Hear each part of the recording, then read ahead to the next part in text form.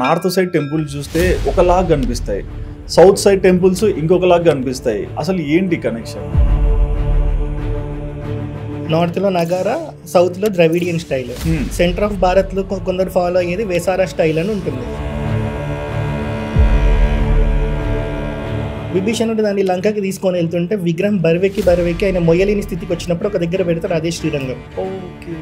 ఆ విగ్రహాన్ని ఇప్పుడు మనం పూజిస్తున్నాం. అక్కడ ఉండే విగ్రహం సాక్షాత్తు విష్ణుమూర్తి వైకుంఠంలో ఎలా ఉంటారో అదే విగ్రహం. మళ్ళీ మన దేవాలయాలు కొండ మీదనే ఉంటాయి. ఎందుకు అని అంటే కొండ మీద పవర్ ఎక్కువ ఉంటుంది. ఇప్పుడు లిటరల్లీ చెప్పాలని అంటే నైఫ్ ఉంది, ఎక్కడ షార్ప్ ఉంటుంది? టిప్ దగ్గర ఎక్కువ షార్ప్ ఉంటుంది. మరి కొండ మీద ఎందుకు వెళ్తారు స్వామి వాళ్ళు?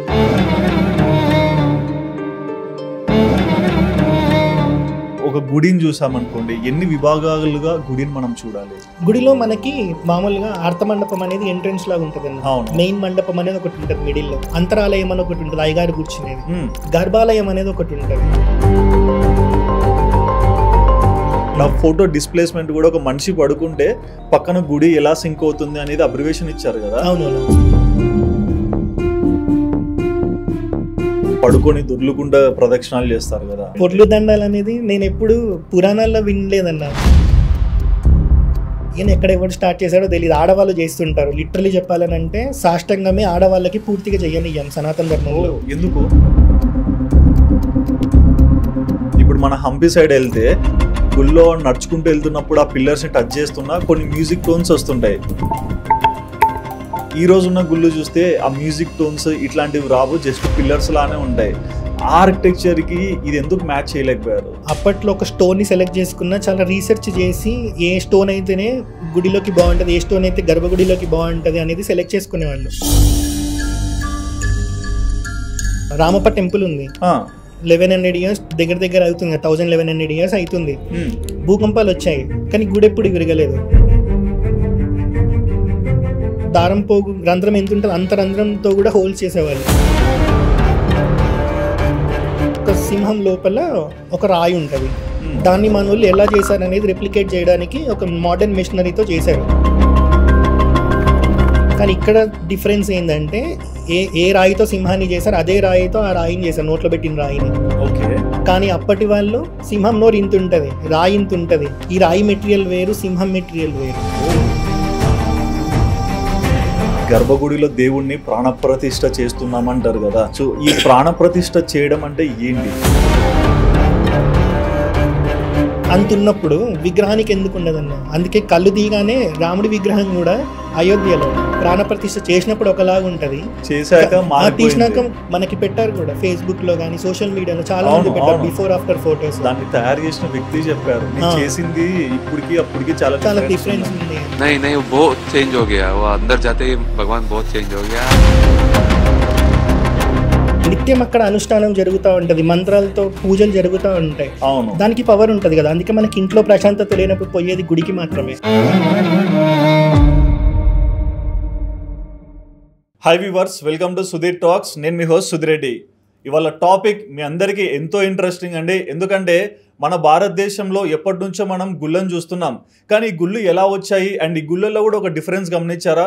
నార్త్ ఇండియా సైడ్ ఒకలాగా పూజిస్తారు, ఒకలాంటి కన్స్ట్రక్షన్స్ మనం చూస్తాం. సౌత్ ఇండియా సైడ్ కూడా ఇంకొకలాంటి కన్స్ట్రక్షన్ చూస్తాం. బట్ బేసిక్ ఒక గుళ్ళో మనం చూసుకోవచ్చు, బయటికి అంటే లోపలికి వెళ్లే ముందు కాళ్ళు కడుక్కోవాలి, కోనేరు ఉంటుంది, కొంతమంది స్నానాలు చేస్తుంటారు, కొంతమంది గుండు కొట్టించుకుంటుంటారు, అండ్ ఇంకొంతమంది గుళ్ళోకి వచ్చి ప్రదక్షిణాలు చేయడం కానీ, బలిపీఠాలు కానీ, కళ్యాణ మండపాలు కానీ, ఇలా ఎన్నో ప్రాముఖ్యతలు ఒక గుళ్ళో ఉన్నాయి. కానీ ఈ గుళ్ళో ఉన్న విశిష్టత ఏంటి, దీన్ని మనం ఎలా అర్థం చేసుకోవాలి, అండ్ ప్రజెంట్ ఉన్న సైన్స్ కి ఈ పాత హిస్టరీ ఎలాంటి సమాధానాలు ఇస్తుంది, ప్రతి ఒక్క దాని గురించి మనతో చర్చించడానికి మనందరికి ఎంతో తెలిసిన వ్యక్తి, మన హిందూ ధర్మాన్ని గురించి అయినా స్పిరిచువల్ గా అయినా ఎన్నో అద్భుతమైన విశేషాలు చెప్తున్న వ్యక్తి మన ప్రమోద్ గారు. మీ అందరికి తెలిసిన పేరు సనాతన ట్రావెలర్, మనతో ఉన్నారండి. మరి ఏంటి మన చరిత్ర అండ్ అందులో గుళ్ళకున్న ప్రాముఖ్యత ఏంటి, ప్రతి ఒక్కటి కూడా మనతో పరిచయం చేసుకోవడానికి మన సనాతన ట్రావెలర్ ప్రమోద్ గారు ఉన్నారండి. ఇక లేట్ చేయకుండా మొత్తం ఇంటర్వ్యూ స్టార్ట్ చేసేద్దాం. హాయ్ అన్న. హాయ్ అన్న. హరహర మహాదేవ. హరహర మహాదేవ. ఎలా ఉన్నారు? అంత ఫైన్ అన్న, మీరు? ఐఎమ్ సో హ్యాపీ అన్న. సబ్జెక్ట్ అని డైరెక్ట్. సో మన భారతదేశంలో ఎన్నో గుళ్ళు ఉన్నాయి, ఎన్నో రకాల కన్స్ట్రక్షన్స్ ఉన్నాయి, కానీ first thing north side temple చూస్తే ఒకలాగా కనిపిస్తాయి, సౌత్ సైడ్ టెంపుల్స్ ఇంకొకలాగా కనిపిస్తాయి. అసలు ఏంటి కనెక్షన్? మనకి టెంపుల్ కన్స్ట్రక్షన్స్ లో 2 టైప్స్ ఆఫ్ స్కూల్స్ ఉంటాయని చెప్తారన్న. ఒకటి విశ్వకర్మ స్కూల్ అనేది, అది నగారా స్టైల్ అని. నార్త్ ఇండియాలో మనకి నగారా స్టైల్లో ఉంటాయి. ఓకే. సౌత్ ఇండియాకి వచ్చేటప్పటికి మయూడి స్కూల్ అని ఉంటుంది, మయా స్కూల్స్ అని చెప్పి. మన దేవతలకి ఆర్కిటెక్ట్ విశ్వకర్మ, రాక్షసులకి మయుడు. ఓకే. సో మయా స్కూల్స్ అనేవి మనం ద్రవిడియన్ లో ఫాలో అవుతాము, నార్త్ ఇండియాలో వచ్చి నగారా స్టైల్ ఫాలో అవుతారు. ఓకే. సో రాక్షసుల సైడ్ అని చెప్పి తక్కువ తీసేయడానికి ఏం లేదు, ఆయన చాలా గొప్ప వాళ్ళు. అవును.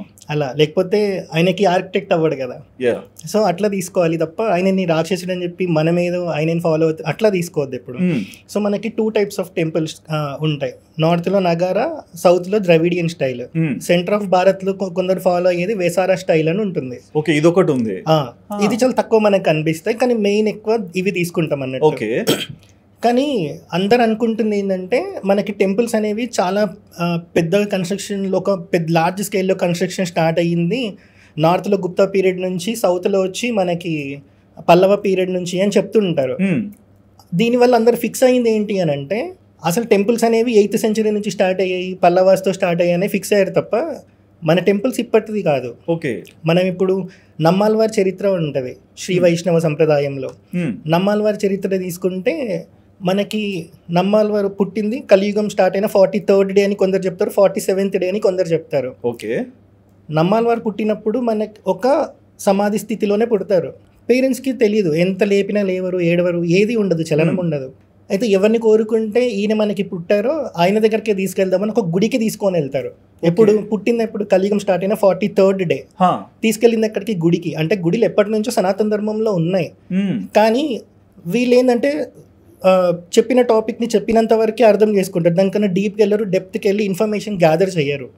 సో కలియుగం స్టార్ట్ అయింది ఇప్పుడు 5125 years బ్యాక్. ఓకే.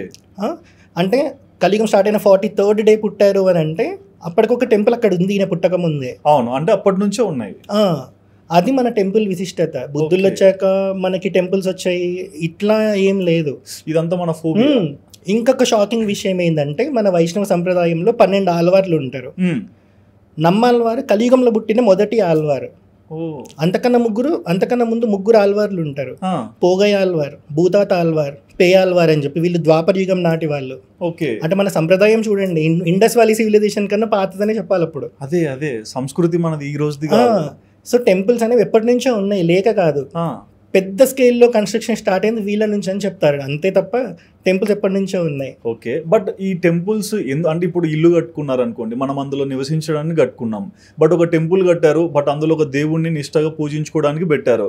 బట్ ఈ టెంపుల్స్ కట్టాలన్న ఆలోచన మనకు ఎందుకు వచ్చింది? ఒకటి థింగ్ ఏంటి అని అంటే ఇప్పటిది కాదు, మళ్ళీ ఇది కూడా శ్రీరంగం టెంపుల్ ఎగ్జాంపుల్ లాగా తీసుకుంటే విష్ణుమూర్తి ఆయన ఎలా వైకుంఠంలో ఉంటారు అలాంటి విగ్రహాన్ని సృష్టించి ఇక్ష్వాకుకి ఇస్తారు. ఓకే. ఇక్ష్వాకు వంశంలో, రాముడి వంశంలో ఇక్ష్వాకు ఎప్పటి వాళ్ళో తెలుసు కదా, అక్కడి నుంచి దాన్ని పూజించుకుంటూ వస్తారు. కట్వాంగుడు అని ఒక అతను రాముడి కన్నా ముందు తరం వాడు, చాలా ముందు వాళ్ళు, దేవతల తరఫున యుద్ధానికి వెళ్తారు. ఓకే. పిలుస్తారు దేవతలు, యుద్ధానికి వెళ్తాడు, యుద్ధం గెలుస్తారు. రిటర్న్ వచ్చేటప్పుడు ఇంద్రుడు అడుగుతారు ఏం వరం కావాలి నీకు అని. అప్పుడు ఈయన ఏం చెప్తారంటే నాకు ఏ వరాలు వద్దు స్వామి, నేను ఇంకా బతికుండడానికి నాకు ఎంత సమయం మిగిలింది అని అడుగుతారు. నీకు ఒక గడియ మాత్రమే మిగిలింది అని చెప్తారు. ఒక గడియ అంటే 48 minutes అన్నట్టు. నాకు ఇంకా 48 నిమిషాలు ఉందా అని చెప్పి మోక్షం పొందడానికి. సో ఇక్కడికి వచ్చేస్తారు అయోధ్యకి. ఓకే. ఇదే విష్ణుమూర్తి ఇచ్చిన విగ్రహం ముందు 45 నిమిషాలు తపస్సు అంటే మళ్ళీ ఏదో కూర్చొని ఇది చేయడం కాదు, ఒకే పని మీద ధ్యానం పెట్టడం. ఓకే. అంటే ఆ బిస్ఫుల్నెస్ అయినా ఫీల్ అయ్యారు. 48 minutes పొందుతారు. 48 minutes. సో ఐడిల్ వర్షిప్ అనేది కూడా ఎప్పటి నుంచో మనకి ఉంది. దానికి ఎగ్జాంపుల్ శ్రీరంగం గుడిలో ఉండే విగ్రహం. మళ్ళీ ఇక్ష్వాకు దగ్గర నుంచి ఇక్కడికి, అయోధ్య నుంచి ఇక్కడికి ఎట్లా వచ్చింది అని డౌట్ వస్తే ఒకసారి విభీషణుడు రాముని కలవడానికి వస్తారు. విభీషణుడు అంటే రాముడికి ఇష్టం కదా. అవును. సో స్నేహితుడు వచ్చాడని ఆనందంలో రాముడు ఏం చేస్తారంటే ఈ విగ్రహాన్ని నువ్వు తీసుకెళ్ళు అని చెప్పి విభీషణుడికి ఇస్తారు. విభీషణుడు దాన్ని లంకకి తీసుకొని వెళ్తుంటే విగ్రహం బరువెక్కి ఆయన మొయ్యలేని స్థితికి వచ్చినప్పుడు ఒక దగ్గర పెడతాడు, అదే శ్రీరంగం. ఓకే. ఆ విగ్రహాన్ని ఇప్పుడు మనం పూజిస్తున్నాం. అక్కడ ఉండే విగ్రహం సాక్షాత్తు విష్ణుమూర్తి వైకుంఠంలో ఎలా ఉంటారో అదే విగ్రహం, ఆయన ఇచ్చిన విగ్రహమే. సో ఐడిల్ వర్షిప్ అనేది ఎక్కడ స్టార్ట్ అయింది? రామాయణ కాలంలోనే, రాముడి వంశంలోనే ఇక్ష్వాకు దగ్గర నుంచే ఉంది. ఎగ్జాక్ట్లీ. సో మనకి ఐడిల్ అనేది ఎప్పటి నుంచో ఉంది, ఐడిల్ వర్షిప్ అనేది. సో ఈ చరిత్ర మనకి తెలియదు కాబట్టి మనం ఏమనుకుంటామంటే చాలా సింపుల్గా తీసేస్తాం, తర్వాత వచ్చింది అవును అని చెప్పి. అండ్ యా సో ఇప్పుడు మీరు అడిగిన క్వశ్చన్కి ఆన్సర్ చెప్పాలి అని అంటే ఎందుకు టెంపుల్స్ అనేది, ఎప్పుడైనా సరే ఇప్పుడు కాలంలో ఒక కాలనీ ఫామ్ అయ్యాక ఒక గుడి వస్తుంది, కానీ అప్పట్లో అట్లా కాదు. ఒక గుడి వచ్చాక ఒక ఊరు ఫామ్ అయ్యేది. కరెక్ట్. ఎందుకంటే నేను ఒక ఊర్లో ఉండాలి అంటే అక్కడ ఒక గుడి కనిపించింది అనుకో అన్న, నా స్వామి ఇక్కడే ఉన్నాడు, నేను ఎప్పుడంటే అప్పుడు చూసుకోవచ్చు నా స్వామిని. గుడి లేని ఊరు మీకు కనబడదు అప్పట్లో. అవును. ఒక గుడి వచ్చాక ఒక ఊరు ఫామ్ అయ్యేది. ఎందుకంటే ఆలయంలో ఒక ఉత్సవం జరుగుతుంది, డప్పు కొట్టే వాళ్ళు కావాలి, ఆ ఊరిలో ఉంటారు. ఎందుకంటే నాకు ఇక్కడ ఉపాధి దొరుకుతుంది అని. కొబ్బరికాయలు అమ్మేవాళ్ళు, పూలు అమ్మే వాళ్ళు ఉంటారు, నాకు ఇక్కడ ఉపాధి దొరుకుతుందని ఉంటాడు. అర్చకుడు, నాకు ఇక్కడ ఉపాధి దొరుకుతుందని ఉంటాడు. నేను నేర్చుకున్న వేదాన్ని ఇక్కడ నేను చెప్పొచ్చు అని ఉంటాడు. అలా ఎంతమంది ఒక గుడి చుట్టూ ఒక సొసైటీ ఫామ్ అవుతుంది అంటే గుడి ఎంత ఇంపార్టెంట్ అనేది ఒకసారి ఆలోచించండి. ఎగ్జాక్ట్లీ. సో ఇంట్లో మనకి పూజ గది ఉన్నా సరే మనకి ఇంట్లో మనం పెట్టుకునే విగ్రహాలు చిన్నగా ఉంటాయి. అవును. ఇక్కడ మనకి చాలా పెద్దగా ఉంటాయి. ప్రాణప్రతిష్ఠ ఇవన్నీ చేస్తాం. అవును. అంటే అంతటా ఉండే పరబ్రహ్మాన్ని ఒక విగ్రహ రూపంలోకి తీసుకొని వచ్చి మనం మంత్రాలతో ఇది చేసి తీసుకొని అందులో పెడతాం. ఏది అంతటా ఉండే పరబ్రహ్మాన్ని. ఓకే. సో ఆ విగ్రహంలో పెడుతున్నామంటే దానికి ఎంత పవర్ ఉంటుంది. నిత్యం అక్కడ అనుష్ఠానం జరుగుతూ ఉంటుంది, మంత్రాలతో ఇవి పూజలు జరుగుతూ ఉంటాయి. అవును. దానికి పవర్ ఉంటుంది కదా. అందుకే మనకి ఇంట్లో ప్రశాంతత లేనప్పుడు పోయేది గుడికి మాత్రమే. ఎగ్జాక్ట్లీ. ఈ మధ్య ఎంటర్టైన్మెంట్కి పోతున్నారు తప్ప అది జస్ట్ కొంచెం సేపే. మనకి ఎంజాయ్మెంట్కి హ్యాపీనెస్కి తేడా ఉంటుంది. ఎంజాయ్మెంట్ ఎక్కువసేపు ఉండదు, హ్యాపీనెస్ ఫీల్ అయినోడు ఎక్కువసేపు దాంట్లో ఉండగలుగుతాడు. అది ఇచ్చేది టెంపుల్. అండ్ ఈ గుళ్ళల్లో కూడా కొన్ని గమనిస్తే అన్న, ఇప్పుడు నార్త్ సైడ్ చూస్తే ధ్వజస్తంభాలు ఉండవు. అవును. సౌత్ సైడ్ ధ్వజస్తంభాలు కనిపిస్తాయి. అవును. సో ఏంటి అది తేడా? ఒకటి ఏంటి అని అంటే మనకి సౌత్ ఇండియన్ స్టైల్లో నేను చెప్పాను కదా, మనం ఫాలో అయ్యేదేమో ఇది మాయా స్కూల్ది. మనకి సౌత్ ఇండియాలో మాత్రం ధ్వజస్తంభాలు కనిపిస్తాయి, నార్త్లో ఉండవు. ఒక్క ధ్వజస్తంభం చుట్టూ ఎంత చరిత్ర ఉంటుంది అని అంటే, ఇక్కడ ఒక ధ్వజస్తంభం కనిపిస్తుంది అని అంటే నేను ఇంట్లో నుంచి ధ్వజస్తంభాన్ని దర్శనం చేసుకున్నా సరే నేను గుడిలో ఉండే మెయిన్ మూర్తిని దర్శనం చేసుకున్న ఫలితం వేస్తారు 8వ వంతు. అలా. సో నేను బిజీ ఉన్నా, మనకి విష్ణు సహస్రనామం ఉంటుంది, 1000 నామాలు చెప్పడం టైం లేకపోతే రామ రామ అని 3 సార్లు అంటే విష్ణు సహస్రనామం చెప్పిన ఫలితం వచ్చేస్తుంది. అవును. ఎందుకనంటే ఇది శివుడు చెప్పిన మంత్రమే. అంటే విష్ణు సహస్రనామం చెప్పలేని వాళ్ళకి సింపుల్ వేలో ఎట్లా అది చెప్పిన ఫలితం కలగాలి అని అంటే ఇది చెప్తారన్నట్టు. అలానే ఇంట్లో కూర్చొని గుడిలో ఉండే మూర్తిని మనం దర్శించుకోవాలి అని అంటే ధ్వజస్తంభాన్ని చూస్తే చాలు. ఓకే.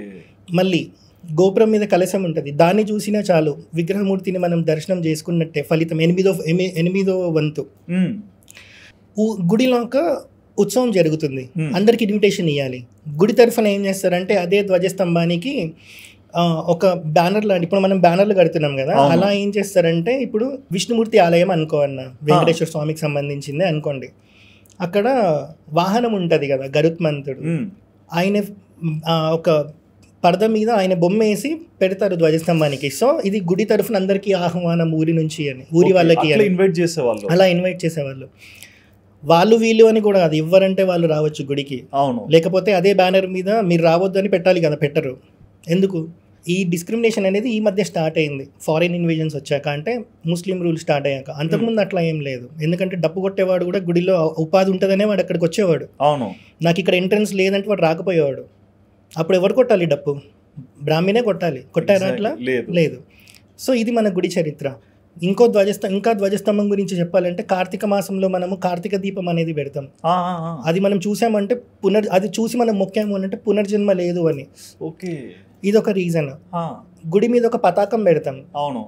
రాముడు అయితే హనుమంతుడి పతాకం, వెంకటేశ్వర స్వామి అయితే గరుత్మంతుడిది, అలా వాహనం పెడతాం అన్నట్టు. ఆ పతాకాన్ని చూసి కూడా మనం మొక్కుకోవచ్చు.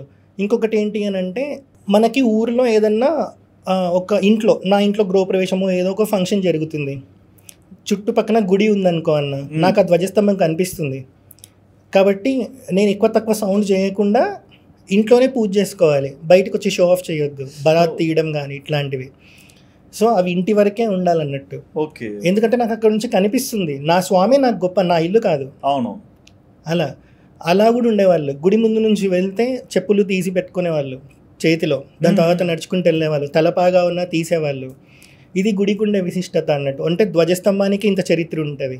సో ఈ ధ్వజస్తంభం ఎంత ఇంపార్టెంట్ అంటే ఇందాక చెప్పాను కదా, గుడికి వెళ్ళి టైం లేకపోయినా సరే ధ్వజస్తంభాన్ని చూస్తే మనకి ఆలయంలో ఉండే మూర్తిని దర్శించుకున్న ఫలితం కలుగుతుంది అన్నట్టు. అంత ఇంపార్టెంట్ ధ్వజస్తంభం. అంటే దీంట్లో ఇంకొకటి విన్నాను, ఈ ధ్వజస్తంభము లోపల గర్భగుడిలో ఉన్న దేవుడికి కూడా ఒక తీగలాగా ఒకటి అమర్చింటారు, స్వామి వెనక్కి వస్తుందని విన్నాను.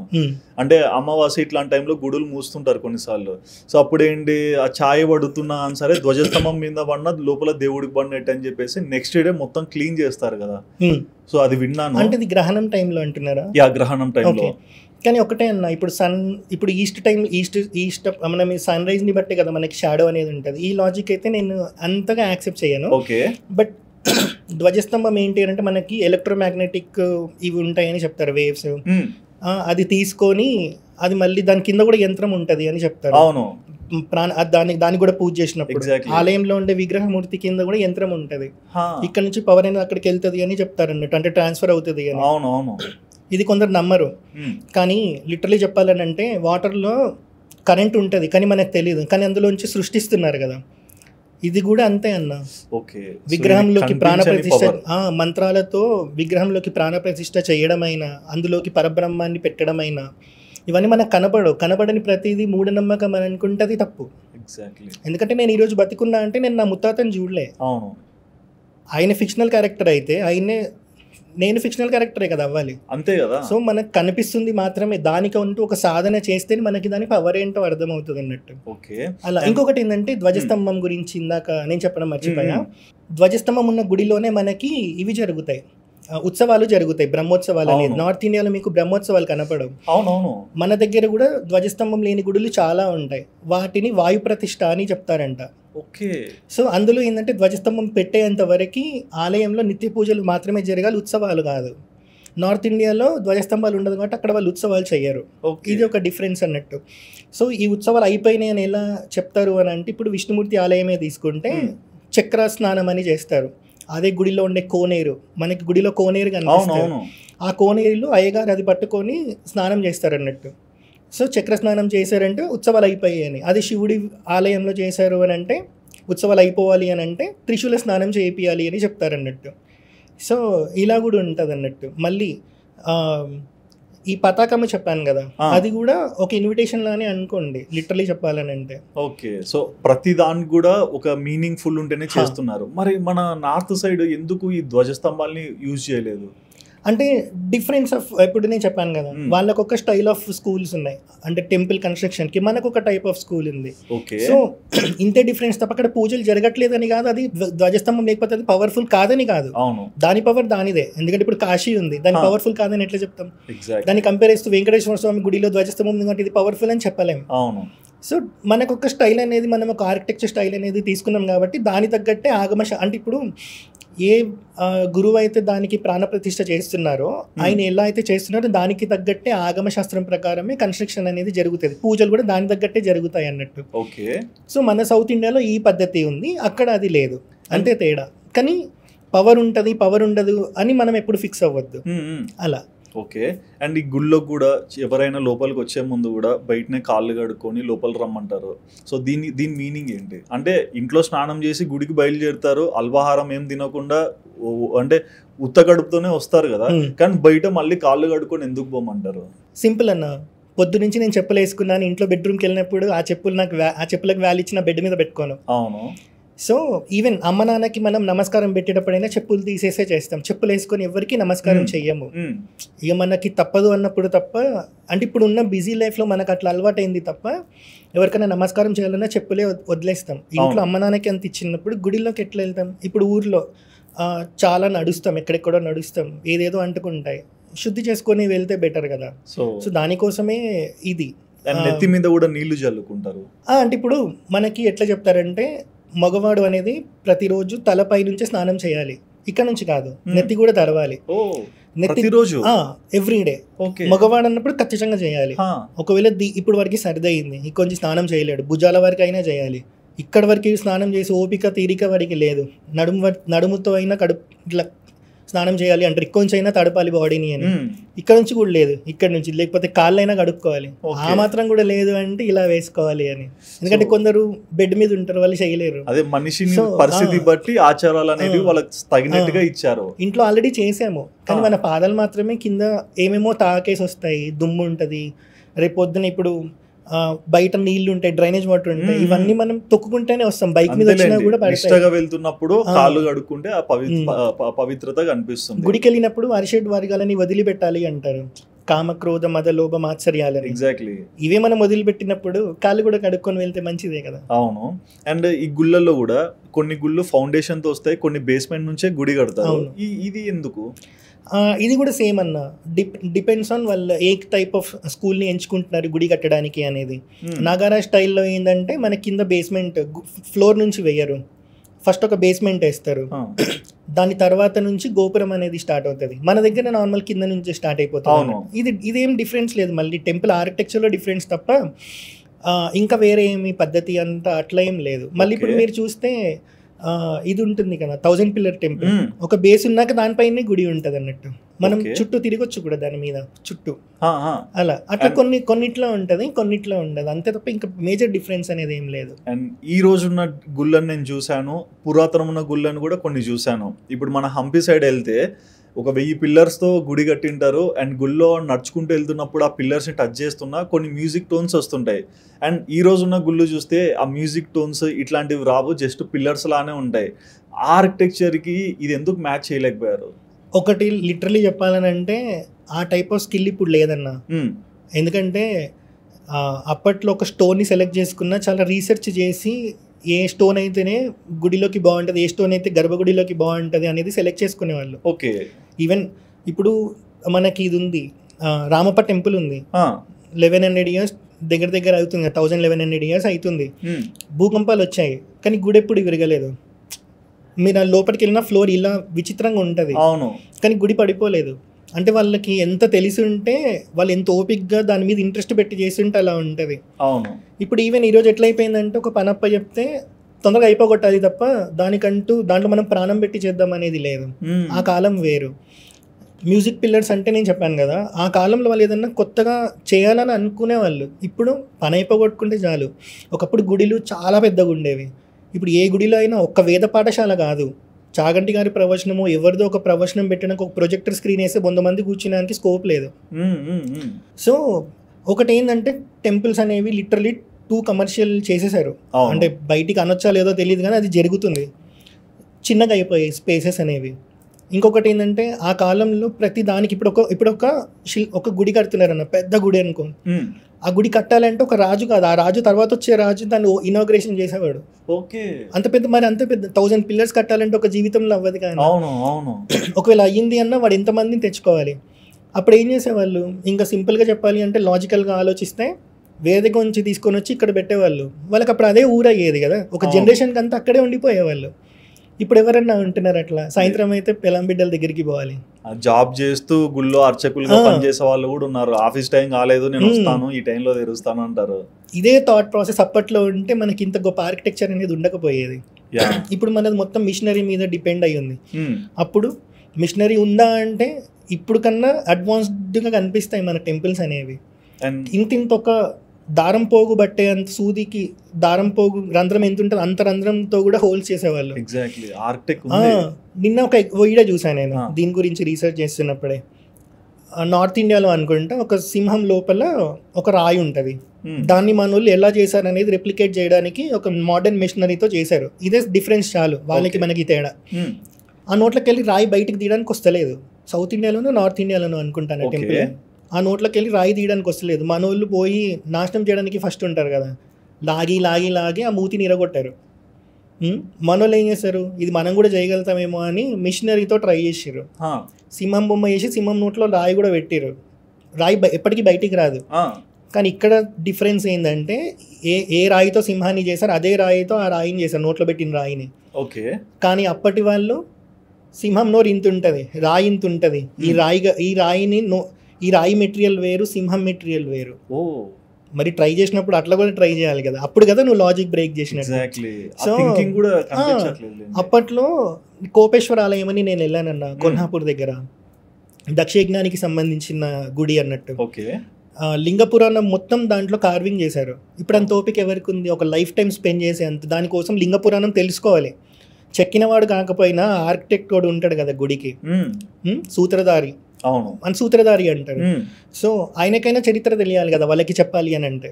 ఎగ్జాక్ట్లీ. ఎంతమందికి చరిత్ర తెలిసి గుడి కడుతున్నారు? మీరు ఎప్పుడు లిటరల్లీ గుట్టకెళ్ళినా కూడా మీకు అక్కడ చరిత్ర ఎక్కడ కనబడదు, గుడి మాత్రం కనిపిస్తుంది. కార్వింగ్స్లో మీకు రామాయణ మహాభారతాలు ఫుల్ ఎంత కనబడవు. కానీ పాత గుడిలో ఏదో ఒక మూలలో ఉండే భక్త కన్నప్ప విగ్రహం కూడా మనకి కర్ణాటకలో లోపలికి వెళ్తే చిన్న ఊర్లో అవని అని ఉంటుంది, ఆడ భక్త కన్నప్ప విగ్రహం ఉందండి. అంటే ఒక ఆలోచించి ఒక భక్తులు కూడా ఎంత సెలబ్రేట్ చేసేవాళ్ళు అప్పట్లో. ఇప్పుడు చరిత్ర ఇంత అవైలబుల్ ఉంది. అప్పట్లో చరిత్ర నోట్లోనే చెప్పాలి, నోటితోనే చెప్పాలి. ఇప్పుడు బుక్స్లో అవైలబుల్ ఉంది, యూట్యూబ్లో ప్రవచనాలు అవైలబుల్ ఉన్నాయి. ఎట్లా కడుతున్నారు? చరిత్ర తెలిసి కూడా మనం కట్టట్లేదు. సో పోయింది ఆ స్కిల్ అనేది, మళ్ళీ రాదు. రావాలని కోరుకోవాలి కానీ రాదు. ఓల్డ్ ఈజ్ గోల్డ్ అనేది అంతే. అండ్ ప్రజెంట్ లో చూస్తే ఇప్పుడు ఒక గుడిని చూసామనుకోండి, ఎన్ని విభాగాలుగా గుడిని మనం చూడాలి. గుడిలో మనకి మామూలుగా అర్థ మండపం అనేది ఎంట్రన్స్ లాగా ఉంటుంది అన్న. మెయిన్ మండపం అనేది ఒకటి ఉంటుంది, మిడిల్లో అంతరాలయం అని ఒకటి ఉంటుంది, అయ్యగారు కూర్చునేది. గర్భాలయం అనేది ఒకటి ఉంటుంది. ఇది main temple basic basic structure. దీంట్లో మళ్ళీ మనము ఆ మండపాలను తీసుకుంటే నాట్య మండపాలను ఉంటాయి, కళ్యాణ మండపాలను ఉంటాయి, ప్రవచనాలు చెప్పుకోవడానికి దానికి మండపాలు సపరేట్గా ఉంటాయి. ఇప్పుడు నంది మండపం అంటాం, అక్కడ నందిని మనం పెడతాం. కళ్యాణ మండపం అంటాం, దేవుడికి మనం కళ్యాణం చేస్తాం కదా, నిత్య కళ్యాణం, అది అక్కడ చేసేవాళ్ళు. ప్రవచనాలు చెప్పడానికి సపరేట్ మండపాలు ఉండేవన్నట్టు. ఇంత పెద్దగా ఉంటుండే అప్పట్లో టెంపుల్స్. ఎగ్జాక్ట్లీ. అండ్ ఒక సైడ్ మనకి గోవులు కూడా పెడతారు గుళ్ళో. అవును. అండ్ గోసేవ చేసుకునే వాళ్ళకి కూడా. అవును. అండ్ ఇక్కడ చాలా మంది లైక్ గుడికి వచ్చాక దన అదే దేవుడు నేను ఈరోజు ఒక 10 ప్రదక్షిణాలు చేసి వెళ్ళిపోవాలి, నాకు టైం లేదు అన్నట్లు వెళ్తారు కదా. ఈ ప్రదక్షిణం చేస్తున్నప్పుడు మనం ఎలా దాన్ని ఆచరించాలి? ప్రదక్షిణ అనేది వద్దిపర్తి గారు చెప్తారు, ఫాస్ట్గా చేస్తే ఏ ఫలితం వస్తుంది, స్లోగా చేస్తే ఏ ఫలితం వస్తుంది. ఒక ప్రెగ్నెంట్ లేడీ 9 నెలల గర్భవతి నడిస్తే ఎలా నడిస్తే అప్పుడేం ఫలితం వస్తుందని కూడా చెప్తారు. సో తిరగొచ్చు, ప్రాబ్లం లేదు. కానీ అవసరం లేకున్నా 108 నువ్వు తిరగలేని స్థితిలో ఉన్నా సరే దాని చుట్టూ రన్నింగ్ చేయడం ప్రదక్షిణ కాదు. ప్రదక్షిణ అంటే దక్షిణము అంటే కుడి, మనం ఎప్పుడు అట్లనే చేస్తాం. కుడివైపు మనకి దేవుడు ఉండాలి అంటే ఏదైతే కుడివైపు మనము ఉండాలి అని అనుకుంటామో దానికి ప్రాధాన్యత ఎక్కువ ఉంటుంది కాబట్టి దాన్ని కుడివైపునే కూర్చుంటాం మనం. ఎక్కడ కూర్చున్నా కూడా, ఎప్పుడు ప్రదక్షిణ చేసినా కూడా దాన్ని ప్రదక్షిణము అంటాం. దక్షిణము అంటే కుడి అన్నట్టు, వామము అంటే ఎడమ అని. సో ఇలా ప్రదక్షిణ చేస్తుంటాం కదా. చాలా మంది మాట్లాడుకుంటా ప్రదక్షిణ చేస్తుంటారు. నువ్వు ఏ టైంలో అయితే మాట్లాడడం స్టార్ట్ చేసావో అప్పటి వరకు ఒక 4 ప్రదక్షిణలు చేసినావు అనుకో అన్న, నువ్వు చేసిన 4 ప్రదక్షిణాల ఫలితం నువ్వు ఎవరితో మాట్లాడుతున్నావు వాడికి పోతుంది అని చెప్తారు అన్నట్టు. సో కాన్సన్ట్రేషన్ నువ్వు మాట్లాడుకునేది ఉంటే ఇంట్లో మాట్లాడుకోకుండా మళ్ళీ గుడికి వచ్చి అవే మాటలు ఎందుకు మాట్లాడుకొని ఇక్కడికి వచ్చింది ఎందుకు, దేవుణ్ణి దర్శించుకోవడానికి, ఆయనలో నువ్వు పరబ్రహ్మని చూడడానికి. కానీ అది నువ్వు చూడకుండా మళ్ళీ వాడితో మాట్లాడడం తప్పు, అది ప్రదక్షిణ కాదు. 108 ప్రదక్షిణాల్లో ఒక ప్రదక్షిణ మాట్లాడకుండా చేస్తే ఆ ఒక్క ప్రదక్షిణ చేసిన ఫలితమే కలుగుతుంది. ఎందుకంటే మనం ఎక్కడున్నామో మనము ఆ ప్లేస్లో ఎలా ఉండాలో కూడా మనకి తెలియాలి. కానీ ఇప్పుడు అది లేదు. ఒకప్పుడు టెంపుల్స్ నాలెడ్జ్ ఇచ్చే ప్లేసెస్ అయ్యేవి, ఇప్పుడు సెల్ఫీలు దిగడానికి ఎంటర్టైన్మెంట్ ప్లేసెస్ లేకపోతే ఇట్లాంటివి అయిపోయినాయి అన్నట్టు. ఫోన్ మాట్లాడుకుంటూ తిరుగుతుంటారు. మళ్ళీ ఇంకొకటి ఏంటి, చాలా మంది హనుమంతుడికి పోయినప్పుడు మిరియాలు వేస్తుంటారు. మిరియాలు హనుమంతుడికి పిచ్చ కోపం వస్తుందంట. సో దేన్ని పడితే దాన్ని కూడా మనం ప్రదక్షిణ చేసేటప్పుడు లెక్క పెట్టుకోవడానికి వాడొద్దు. ఒక పేపర్ పట్టుకొని గుడిలలో ఇస్తుంటారు ఈ మధ్య 108 అని లెక్క పెట్టి పెన్ను పేపర్ ఇచ్చి. అవునా, నాకు తెలియదు. ఓకే, అందుకే అనుకుంటా అయ్యగారు మంచి పని చేసిండు. గుడిలో చిన్నగా ఉంటే ఎక్కువ మంది వచ్చేస్తున్నారని పెద్దగా చేసిండు. అవసరం ఉన్నోడు మాత్రమే వచ్చి చేసుకుంటాడు. ఎగ్జాక్ట్లీ. సో దానికి కూడా ఏంటంటే మనము ఒక్కలు కానీ తీసుకోవాలి, 108 ఒక్కలు, 108 అక్షింతలు, బియ్యం గింజలు ఉంటాయి అవి తీసుకోవాలి, లేదంటే పువ్వులు తీసుకోవాలి. వీటితో మాత్రమే ప్రదక్షిణ చేయాలి అని చెప్తారు అన్నట్టు, లెక్క పెట్టుకోవడానికి, కౌంటింగ్ కి. పేపర్ మీద చేయడము ఇట్లా లేదు. ఓకే, అది కూడా ఒక డిఫరెంట్ చేయొద్దు అని చెప్తారు. ఎందుకంటే ఈ 3 మనం వాడేది దేవుడికే. మిరియాలు మనం ఎట్లాగో దేవుడికి వాడం కదన్న, ప్రసాదంలో వాడతాం. కానీ ప్రదక్షిణ చేసేటప్పుడు చాలా మంది, నేను హనుమంతుడి గుడిలో చూసా, హనుమంతుడికి అది నచ్చదు, అది పద్ధతి కాదంటే కూడా మాకు ఇది అలవాటు అంటారు. ఏం చేయలేం, అప్పుడు ఏం చేయలేం. మళ్ళీ ప్రదక్షిణ నమస్కారాలు అని ఉంటాయి. అవును, ప్రదక్షిణ చేసినప్పుడల్లా మనం నమస్కారం చేస్తుంటాం కదా. సో దీంట్లో కూడా ఏంటంటే మనము దేవుడు ఇలా ఉంటాడు, వాహనం ఇలా ఉంటది. సో నేను సాష్టాంగ నమస్కారం చేసేటప్పుడు దేవుడికి చేసినప్పుడు నా కాళ్ళు వాహనానికి వెళ్తున్నాయి. కాబట్టి ఇలా చేయాలి, ఇలా అవును కొంచెం ఇట్లా నార్త్ వైపు హెడ్ ఉండాలి, నార్త్ వైపు హెడ్ ఉండాలి.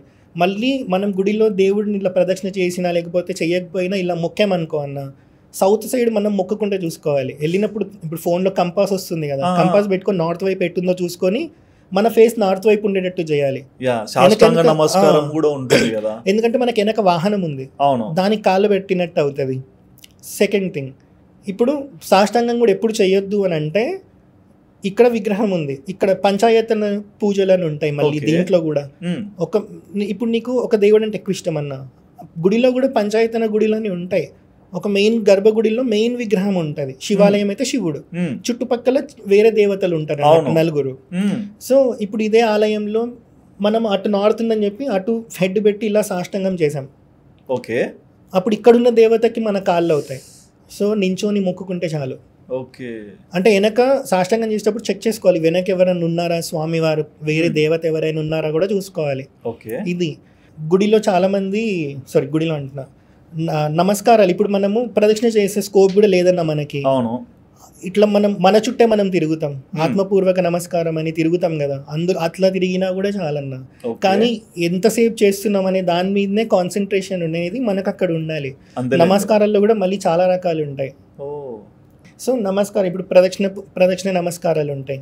మళ్ళీ మనకి అభివాదం అనేది ఉంటుంది. అభివాదం అంటే ప్రవర చెప్పేటప్పుడు చెప్తారు. ప్రణిపాతం అనేది ఒకటి ఉంటుంది.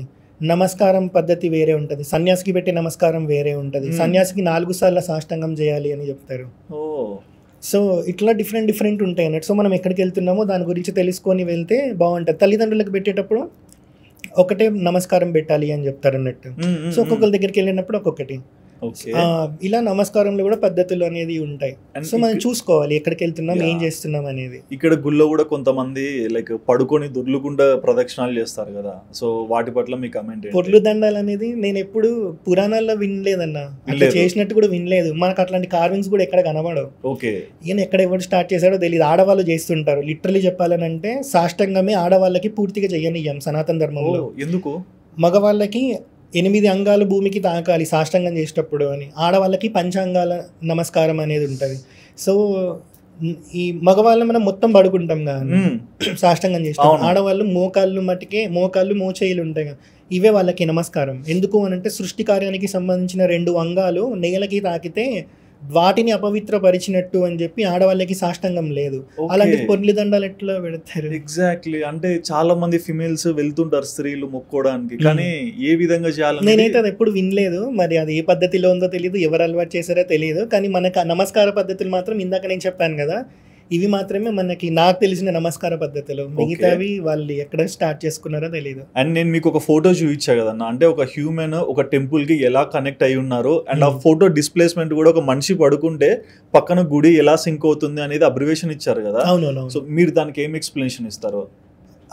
పూర్వము దేవయాతనుడు అని ఒక ఆయన విష్ణుమూర్తి కోసం, నారాయణుడి కోసం తపస్సు చేస్తే విష్ణుమూర్తి ప్రత్యక్షమై నీకు కేవలం కావాలి కోరుకో అని అంటే, నా శరీరమే నీ ఆలయం అవ్వాలి అని కోరుకుంటాడు అన్నట్టు. ఓకే, సో అందుకే మనము గూగుల్లో కానీ ఇన్స్టాగ్రామ్లో చూస్తే ఒక టెంపుల్ స్ట్రక్చర్ అనేది ఒక మనిషి రూపంలోనే ఉంటుంది అని చూపిస్తూ ఉంటారు, రిప్రజెంట్ చేస్తూ ఉంటారు.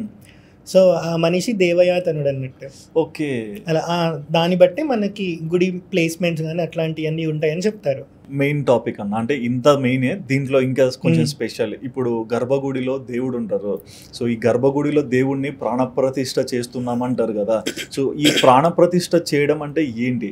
అంటే ఇప్పుడు అక్కడ ఒక చైర్ ఉందన్న, ఆసనం ఉంది. నేను ఒక బ్రహ్మజ్ఞాని అనుకో, నేను అక్కడ కూడా పరబ్రహ్మని చూడగలుగుతున్నా. ఓకే, నేను ఇలా అక్కడ నమస్కారం పెట్టుకోను. ఇప్పుడు అక్కడ దేవుడు వచ్చి కూర్చుంటే మీతో మాట్లాడతాను, ఆయన చూసుకుంటే కూర్చుంటాను. అంతేలేదు, నాకు ఆ స్థితి లేదు కాబట్టి నేను గుడికి వెళ్ళాలి. అంతటా పరబ్రహ్మని చూసేవాడు ఎప్పుడు గుడికి పోవడం అవసరం లేదు, వాడి గుడికి పోవడం. ఎందుకంటే వాడికి ఎక్కడ చూసినా పరబ్రహ్మం అంటే అదే కనిపిస్తుంది. ఆఖరికి ఎట్లా చెప్తారంటే గాలికి గడ్డి పరకను చూసి కూడా నువ్వు మోక్షం పొందొచ్చు అని చెప్తారు. ఆ స్థాయిలో ఉన్నాడు అంతటా చూడగలుగుతాడు.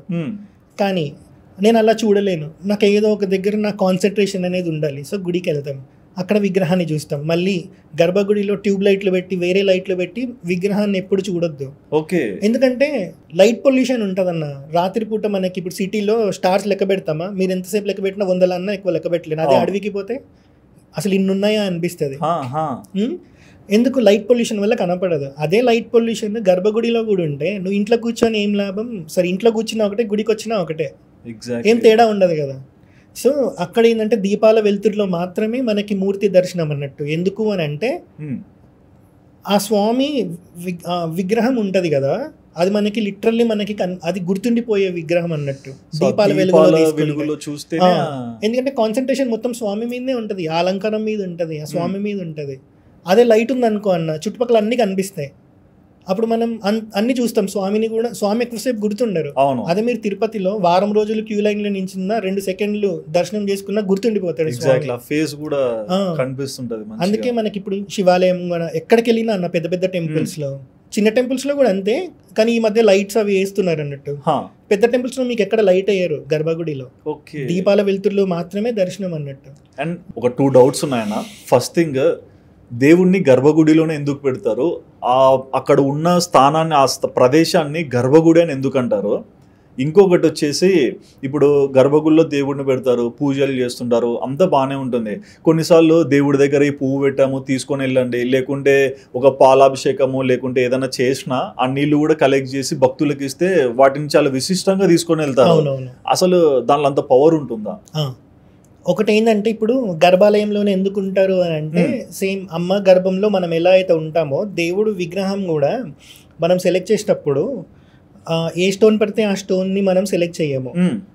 అది శిల్పశాస్త్రం ఎవరైతే నేర్చుకుంటారో వాళ్ళకి ఐడియా వస్తుంది ఏ స్టోన్తో చెక్కాలి, అప్పుడు దానికి కరెక్ట్గా యూజ్ అవుతుంది అని. అంత చేసినాక మధ్యలో విరిగిపోయింది అనుకో, సో వేస్ట్ కదా. అవును. సో అది ఎన్ని సంవత్సరాలు నీళ్ళలో నాని ఉంది, ఇట్లాంటివన్నీ చెక్ చేస్తారంట.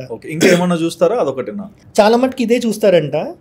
అంటే ఆ టెక్నికల్ టర్మ్స్ అయితే వాళ్ళకే తెలుస్తాయి, ఎవరైతే శిల్పశాస్త్రం నేర్చుకున్న వాళ్ళు ఉంటారో వాళ్ళు. సో వాళ్ళకి ఏదైతే శాస్త్రం పరంగా చెప్తారో ఆ శాస్త్రపరంగానే ఆ రాయిని తీసుకొని శిల్పాన్ని తయారు చేస్తారు. ఓకే. మీరు కపిల గీత అని ఉంటుంది శ్రీమద్ భాగవతంలో. కపిల మహర్షి తన తల్లి అయిన దేవహూతికి చెప్తుంటారు, సాంఖ్యం చెప్తుంటారు.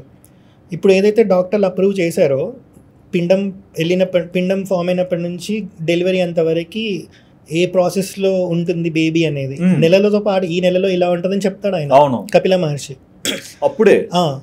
సో అలానే విగ్రహాన్ని తయారు చేసినప్పుడు కూడా దీన్ని సింక్ చేసుకోండి అన్న. సో ఒక ప్రాసెస్లో మనం తయారు చేస్తాం, కానీ దానికి ప్రాణం రాదు. మనం మంత్రాలతో విగ్రహంలోకి పరబ్రహ్మ, అంతటా ఉన్న పరబ్రహ్మాన్ని మంత్రాలతో విగ్రహం లోపల పెడతాం అన్నట్టు. పెట్టినాక మళ్ళీ దీన్ని డైరెక్ట్ ప్రాణప్రతిష్ఠ చేసి దాని మీద కూర్చోబెట్టారు. దీంట్లో మళ్ళీ ఉంటాయి, ఫస్ట్ దర్భలు ఉంటాయి కదా, దర్భం మీద పెడతారు విగ్రహాన్ని. దాని తర్వాత నీళ్ళలో పెడతారు, దాని తర్వాత పూలంలో పెడతారు. ఇలా ఉంటాయి అన్నట్టు ఒక ప్రాసెస్. ఇదంతా అయినాక అప్పుడు ప్రాణప్రతిష్ఠ చేయడానికి లోపల పెడతారు అన్నట్టు. అప్పుడు ప్రాణప్రతిష్ఠ చేస్తారు. మంత్రం ఎప్పుడు దానికి పవర్ వస్తుంది అంటే కింద యంత్రం కూడా పెడతారు, రాగి యంత్రం. ఆ యంత్రం ఉంటుంది కింద విగ్రహానికి కూడా, విగ్రహం కింద యంత్రం ఉంటుంది కదా, మనం చెప్తా ఉంటాం మంత్రాలు. ఇప్పుడు గాయత్రి మంత్రం ఉంటుంది, గాయత్రి మంత్రంలో మొత్తం 24 బీజాక్షరాలు ఉంటాయి. బీజాక్షరాలు అంటే అది చదివితేనే దాంట్లో పవర్ ఏంటో మనం ఫీల్ అవ్వచ్చు, లిటరల్లీ ఫీల్ అవ్వచ్చు బీజాక్షర మంత్రాలు మనం చదివితే. కానీ గురుపదేశంతోనే చదవాలి, అది ఎవరు పడితే వాళ్ళు ఎలా పడితే అలా ఫ్లోలో చదవడానికి ఉండదు ఇట్లాంటి మంత్రాలు కొన్ని. సో ఈ గాయత్రి మంత్రం మీరు గూగుల్లో కొట్టినా కూడా చెప్పేది ఏంటి అని అంటే, గాయత్రి మంత్రం ఏ ఉచ్చారణలో చెప్తే ఆ ఉచ్చారణలో మనం చెప్పగలిగితే 1 సెకండ్కి 1 lakh సౌండ్ వేవ్స్ క్రియేట్ అవుతాయంట. ఓకే, నోట్లో. అది గర్భాలయంలో మీకు ఎలాంటి డిస్టర్బెన్సెస్ ఉంటుంది, ఈకో కూడా వస్తుంటాయి. అవును, రిఫ్లెక్షన్ సౌండ్స్ పడుతుంటాయి, రీసౌండ్ వస్తుంది. సో దానివల్ల చాలా విశిష్టత పొందుతుంది. ఓకే, మంత్రాలు తగిలి మంత్రాల వల్ల రాయికి ప్రాణప్రతిష్ఠ అయ్యాక పవర్ వస్తుంది. ఇందాక కూడా మనం మాట్లాడుకున్నాం కదా, అయోధ్య రాముడి విషయంలో కూడా ప్రాణప్రతిష్ఠ చేసే ముందు ఒకలాగున్నారు. ఎగ్జాక్ట్లీ. ప్రాణప్రతిష్ఠ చేశాక ఆయన విగ్రహంలో కళ వేరే వచ్చేసింది. సో మంత్రాలకి ఆ పవర్ అనేది ఉంటుంది. ఈవెన్ మనమైనా ఇంట్లో కూర్చొని గురుపదేశం ఒక మంత్రం ఇచ్చారన్న, ఇది చదవమని, చదువుతుంటే మీరు బాడీలో చేంజెస్, మీరు ఆ హీట్ అనేది ప్రొడ్యూస్ అవుతుంది. ఓకే, అది మీరు గమనించవచ్చు, అంటే మంత్రం పనిచేస్తుంది అని. కానీ ఒక గురుపదేశంతో ఎలా చదవాలి అలానే చదవాలి. గుడిలో అవి నిత్యం జరుగుతూ ఉంటాయి కాబట్టి విగ్రహానికి ఆ పవర్ అనేది ఖచ్చితంగా వస్తుంది అన్నట్టు. ఓకే. సో కొండ మీద ఇంకోటి ఏమి ఉండదు, ఆ పవర్ అనేది అక్కడ ఎక్కువ ఉంటుంది కాబట్టి మనం స్వామివారు అక్కడ వెలిసారు అన్నట్టు. ఓకే. సో మనం అక్కడికి వెళ్తే మళ్ళీ వైబ్ వేరేలా ఉంటుంది. నేల మీద ఉన్న గుడిలని దర్శనం చేసుకున్నప్పుడు వైబ్ వేరే ఉంటుంది, కొండ మీదకి ఎక్కినప్పుడు వైబ్ వేరే ఉంటుంది. అన్న ఒక క్వశ్చన్ ఉంటుందన్న, అంటే గర్భగుడిలోనే దేవుడు ఉంటారు. సో ఈ గర్భగుడిలో దేవుడు ఉండడం అనేది ఏంటంటే దాన్ని ఎలా అర్థం చేసుకోవాలి వచ్చే భక్తులు? పేరులోనే ఉంటదన్న గర్భాలయము అని. మన అమ్మ గర్భంలో శిశువు ఉన్నా సరే దాన్ని మనం గర్భాలయం అనే అంటాం. అవును. సేమ్ గుడిలో కూడా మనం అదే తీసుకుంటాం అన్నట్టు. ఓకే. సో విగ్రహం నార్మల్గా ఉన్నప్పుడు నార్మల్ విగ్రహమే, కానీ గర్భాలయంలో పెట్టినప్పుడు దానికి ఒక విశిష్టత అనేది ఉంటది. ఎగ్జాక్ట్లీ. కాబట్టి గర్భాలయంని అమ్మ గర్భంతోనే గర్భాలయంని కూడా పోలుస్తారు అన్నట్టు. అందుకు గర్భగుడి అనే పేరు వచ్చింది. అక్కడే మెయిన్ మూర్తి అనేది మనం పెడతాం. అంటే గర్భంతో ఉన్న స్త్రీని చాలా మంది ఎంతో గౌరవిస్తారు. సో గర్భగుడి అంటే దేవుడిని కూడా ఆ విధంగా చూసి మనం మొక్కుకోవాలి. అవును అవును. ఓకే. దీంట్లో కూడా ఒక డిఫరెన్స్ చూస్తుంటే ఇప్పుడు పెద్ద టెంపుల్స్ లోకి గర్భగుడిలోకి వెళ్ళాలంటే ఎవరిని రానివ్వరు. బట్ కొన్ని చిన్న చిన్న దేవాలయాలు, అంటే చిన్న చిన్నవి ఇన్ ద సెన్స్ మన కనిపించే దాంట్లో ఓకే దీనికి ఎక్కువ మంది రారని ఫీల్ అవుతుంటాం కదా, అట్లాంటి గుళ్ళోకి వెళ్తే గర్భగుడిలోకి వెళ్ళి కూడా మొక్కుంటాం. ఒక మనిషి గర్భగుడిలోకి వెళ్ళి మొక్కుంటే ఏం జరుగుతుంది, బయట నుంచి మొక్కుంటే ఏం డిఫరెన్స్ ఉంటుంది? ఒకటి చెప్పాలి అని అంటే ఈ మధ్య టికెట్లు వచ్చేసినాయి. 1,00,000 పెడితే వెంకటేశ్వర స్వామి దగ్గరికి కూడా వెళ్తా అంటే 1,00,000 పెట్టడానికి కూడా రెడీ ఉంటారన్న 10 సార్లు 100 సార్లు కూడా. అవును. కానీ నాకు ఆ స్థాయి ఉందా లేదా కూడా మనం చెక్ చేసుకోవాలి. నేను అంత పవిత్రంగా ఉన్నానా లేదా చెక్ చేసుకోవాలి. అక్కడ ఉండే వాళ్ళు జీవితం మొత్తం దానికే అర్పించిన వాళ్ళు ఉంటారు. వేదం నేర్చుకున్న వాళ్ళు ఉంటారు, శాస్త్రం నేర్చుకున్న వాళ్ళు, నిత్యం అనుష్ఠానం చేస్తూ ఉంటారు. నేను అంత చేయలేను, నేను ఆ పవర్ని తట్టుకోలేను. నిత్యం అన్న ఇప్పుడు ఏం లేదు, ఒక చనిపోయే స్టేజ్లో ఒక పర్సన్ ఉన్నాడు అనుకో అన్న, ఇంకా డాక్టర్లు కూడా చెప్పేశారు అలాంటప్పుడు ఎవడైనా ఇతను బతికితే చాలు అని అనుకుంటారు. అలాంటప్పుడు మహామృత్యుంజయ మంత్రం 1,00,000 సార్లు పఠింపజేస్తే ఆ మంత్రానికి ఉండే వైబ్రేషన్కి అతనికి మంచిగా అవుతుంది అని చెప్తారన్న. మా ఫ్రెండ్ వాళ్ళ ఫాదర్ ఆల్మోస్ట్ చనిపోయే స్టేజ్ అన్న, డాక్టర్స్ కూడా చెప్పేశారు. ఇంటికి తీసుకొని వచ్చారు, ఇంకా ఇక్కడ ఉంటే ఖర్చు అయిపోతుంది కదా, ఇంట్లోనే ఉంచారు. 1,00,000 సార్లు ఫైనల్ స్టేజ్, ఇంకా 1,00,000 సార్లు మహామృత్యుంజయ మంత్రం చెప్పించారన్న. ఇప్పుడు ఆయన అన్ని పూజలు చేస్తాడన్న. పవర్కి, మంత్రానికి పవర్ ఉంటుంది, లేదు అని కాదు. ఏ మంత్రం ఎలా ఉచ్చరించాలో అలా మాత్రమే ఉచ్చరిస్తేనే మనకి ఆ మంత్రానికి పవర్ అనేది వస్తుంది. నేను కూర్చొని ఏదో చేస్తున్నా అంటే రాదు. సెకండ్ థింగ్, అప్పట్లో మంత్రం కూడా ఉపదేశించేవాళ్ళు, ఎలా వాక్ రూపంలోనే చెప్పేవాళ్ళు, శృతి రూపంలో. కాబట్టి శిష్యులు కూడా అదే ఫ్లోలో నేర్చుకునేవాళ్ళు అన్నట్టు. సో దానికి ఆ పవర్ అనేది ఉంటుంది. గుడిలో ఉన్న విగ్రహం చుట్టూ కూడా గర్భాలయంలో మనకి ఎప్పుడు నిత్యం ఏదో ఒక పూజ జరుగుతూ ఉంటుంది, మంత్రాలు చెప్తానే ఉంటారు, అనుష్ఠానం జరుగుతూ ఉంటుంది. అప్పుడు దానికి ఎందుకు పవర్ రాదు? కింద యంత్రం కూడా ఉంటుంది దానికి, విగ్రహానికి పవర్ తేయడానికి. ఆల్రెడీ మనం ప్రాణప్రతిష్ఠ చేసి పెట్టాం. అవును, కింద యంత్రం ఉంటుంది. మనం తీసుకునేది ఇప్పుడు మనకి కాపర్ ఇట్లాంటివన్నీ కొన్ని ఇట్లా తీసుకుంటే చెప్తాం, సో ఇవన్నీ తీసుకుంటది విగ్రహం. తీసుకోదు అని కాదు, మనకు కనబడట్లేదు కాబట్టి తీసుకోదని కాదు, అక్కడికి వెళ్ళి ఎక్స్పీరియన్స్ అవుతే తెలుస్తుంది.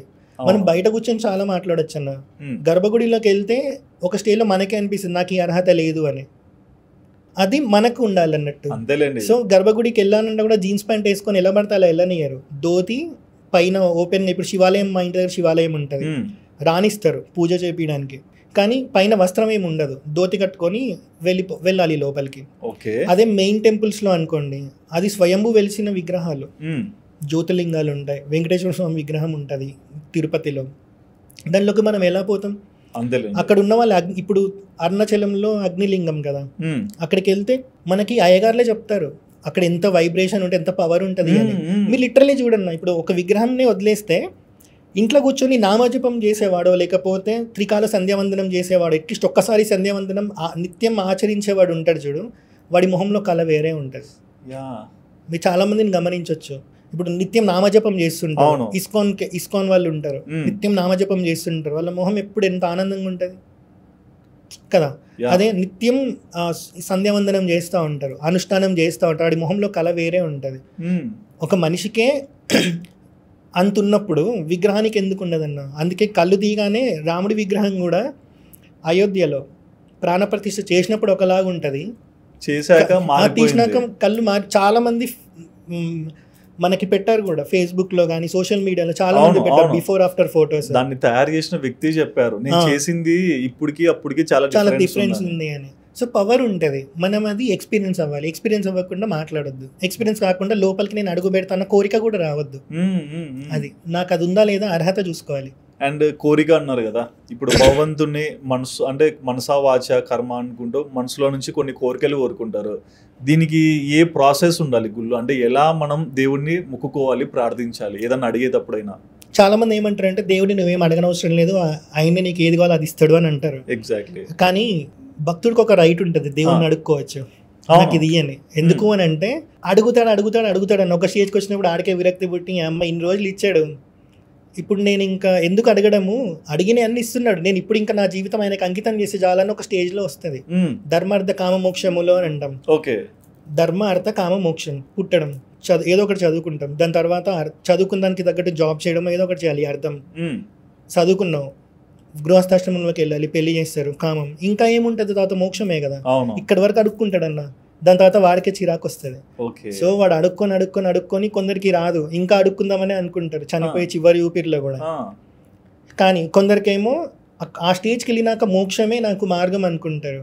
సో కోరుకోవడంలో తప్పేం లేదు, కోరుకోవాలి. కానీ గుడిలోకి వెళ్ళే ముందు ఇంతకుముందు చెప్పాను కదా, అరిషడ్ వర్గాలు మనము బలిపీఠం ఉంటుంది. అందుకే ఎందుకు అని అంటే మన అరిషడ్ వర్గాలు వదిలిపెట్టాలని, ఏంటి కామ క్రోధ లోభ మద మాత్సర్యాలు వదిలిపెట్టి పోవాలి అని చెప్తారు అన్నట్టు. ఇప్పుడు మీరు తిరుపతి 7 కొండలు ఎక్కుతుంటే కూడా మీరు వెంకటాచల వైభవం వింటుంటే మీకు తెలుస్తుంది. ఒక్కొక్క కొండ నువ్వు ఎక్కుతున్నావంటే నీ దాంట్లో ఉన్న ఒక్కొక్క బుద్ధిని అట్లా వదిలేసుకుంటూ ఎక్కాలి అని చెప్పి. అందుకే పైన తిరుపతి కొండకు ఉండే విమానం పేరు ఆనంద నిలయం అని అంటారు. మనకి ఇందాక చెప్పాను కదా, నార్త్ ఇండియా నగర స్టైల్లో మనకి దాన్ని శిఖరము అంటాం. సౌత్ ఇండియాలో వచ్చేటప్పటికి గర్భాలయం ఉంటుంది కదా, దాన్ని ఆ గోపురాన్ని మనము విమానము అంటాం. సో మనకి ఒక్కొక్క దగ్గర ఒక్కొక్క విమానానికి పేరు ఉంటుంది అన్నట్టు. సో తిరుపతికి ఉండేది ఆనంద నిలయం. ఇవన్నీ నువ్వు వదిలేసుకుంటూ వెళ్తేనే నువ్వు అక్కడికి వెళ్ళినప్పుడు నువ్వు ఆ బ్లిస్ఫుల్నెస్ ఆనందం ఫీల్ అవ్వగలుగుతావు. లేదు ఇప్పుడు నేను చెప్పులు బయట వదిలిపెట్టా, 1000 రూపాయలు పెట్టి కొన్నా, ఆ ఎవడు ఎత్తుకపోతాడో అని చెప్పి గుడిలో ఉంటావు, కానీ కాన్సన్ట్రేషన్ అక్కడ ఉంటుంది. ఇంకా నువ్వేం వదిలిపెట్టినట్టు? కోరికలు కోరుకోవడం తప్పలేదు, ఆ కోరిక నీకు కరెక్టా కాదా, దానివల్ల నీకైనా మంచి జరుగుతుందా లేదా, సరే జరిగిన ఎంత స్థాయిలో, ఆ స్థాయి కన్నా మించిన అది అనుభవించడానికి వాడు ఉండకపోవచ్చు రేపు. అవును. సో మనకి ఏ స్థాయిలో కావాలో ఆ స్థాయిలో మాత్రం కోరుకోవాలి. దానికి ఈ అరిషడ్ వర్గాలు అనేవి మనం వదిలిపెట్టి గుడిలోకి పోవాలి. అప్పుడు మనం దేవుడితో కనెక్షన్లో ఈజీగా ఉంటాం అన్నట్టు.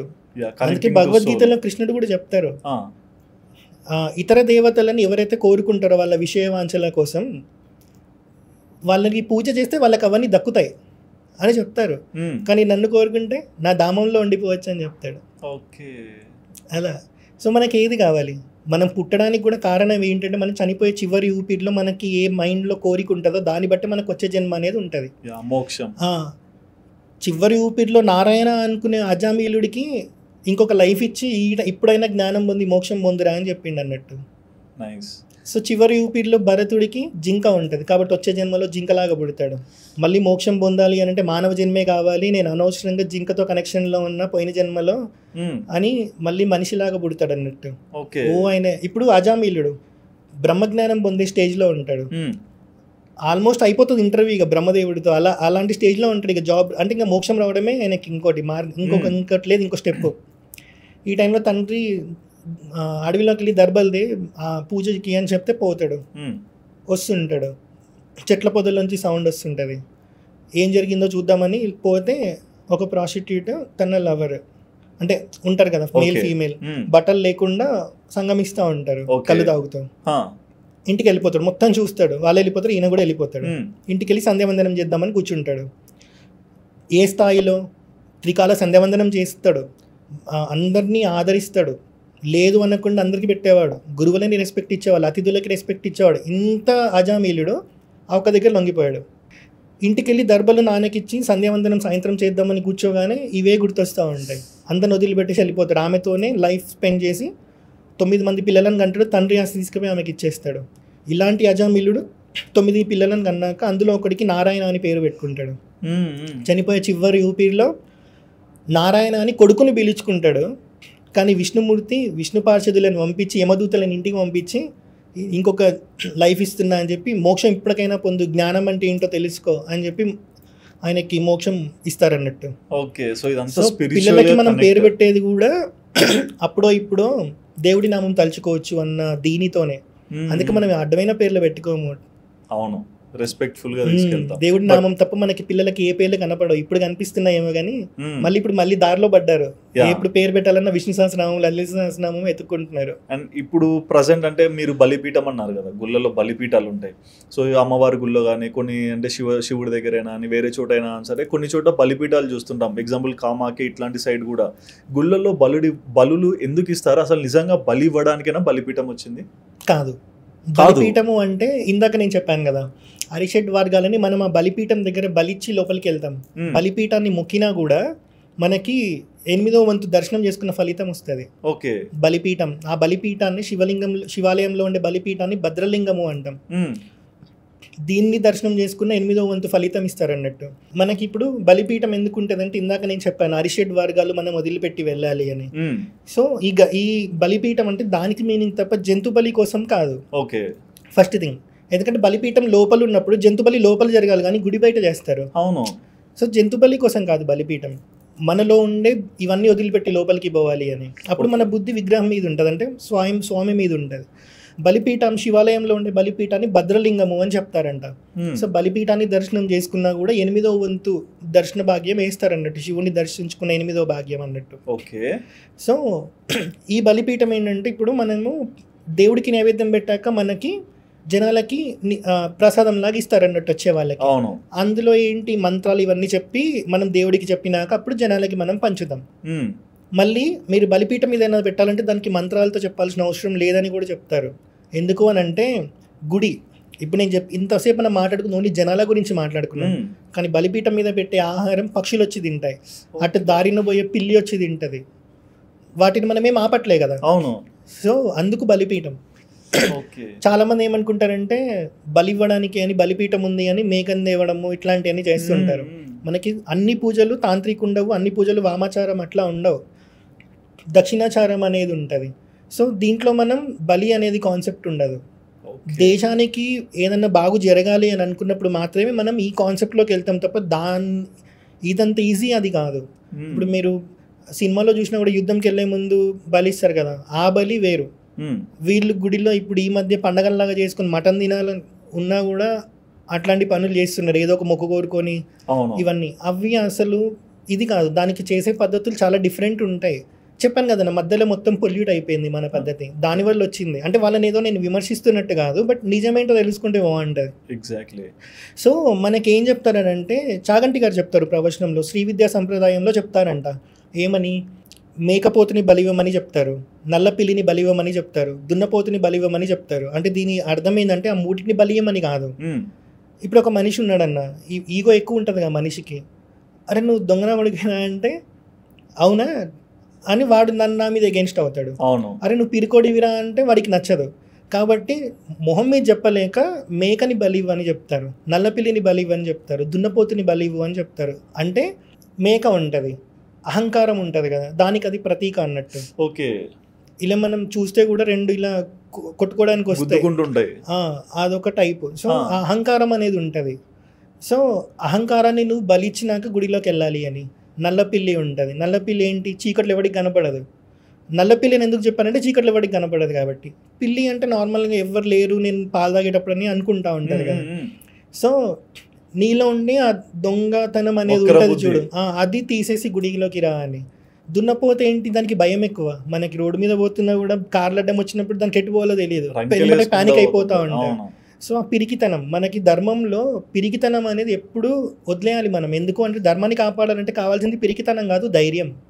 కాబట్టి నువ్వు దున్నపోతుని బలివ్వు అని చెప్తారు, అంటే దాంట్లో ఉన్న క్వాలిటీస్ని బలివ్వు తప్ప వాటిని బలివ్వమని కాదు అని. సో మనలో ఉన్న క్వాలిటీస్ లో ఏవైతే మ్యాచ్ అవుతున్నాయో వాటిని చంపుకొని నిష్టగా లోపలికి వెళ్ళాలి. ఇదంతా ఒక ఫోబియా. బలిపీఠం లేకపోతే గుడి బయట పెడతారు కదా, ఎగ్జాక్ట్లీ దానికే మేకపోతుని కట్టేసి దానికి బలి ఇవ్వాలి. కానీ సినిమాలో చూపెడతారు కదా, ఇప్పుడు ఒక దాని మీద కూర్చోబెట్టి ఇలా తల నరికేస్తారు కదా, అట్లా ఉండదు కదా. అది సినిమా. బలిపీఠం ఎక్కడ ఉంటుంది, ధ్వజస్తంభం దగ్గర అటు పక్కన ఉంటుంది.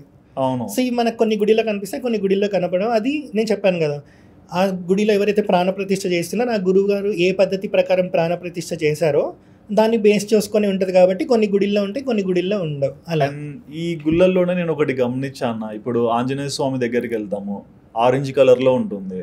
లైక్ శివుడి దగ్గరికి వెళ్తే విభూతి అంటారు, ఇంకొక దేవుడి దగ్గరికి వెళ్తే ఇంకొక రకమైన బొట్టులా ఉంటాయి. ఈ బొట్టులో ఇన్ని డిఫరెన్స్ ఏంటంటే అప్పటి నుంచి ఉన్నాయా లేకుంటే మనం క్రియేట్ చేసిందా?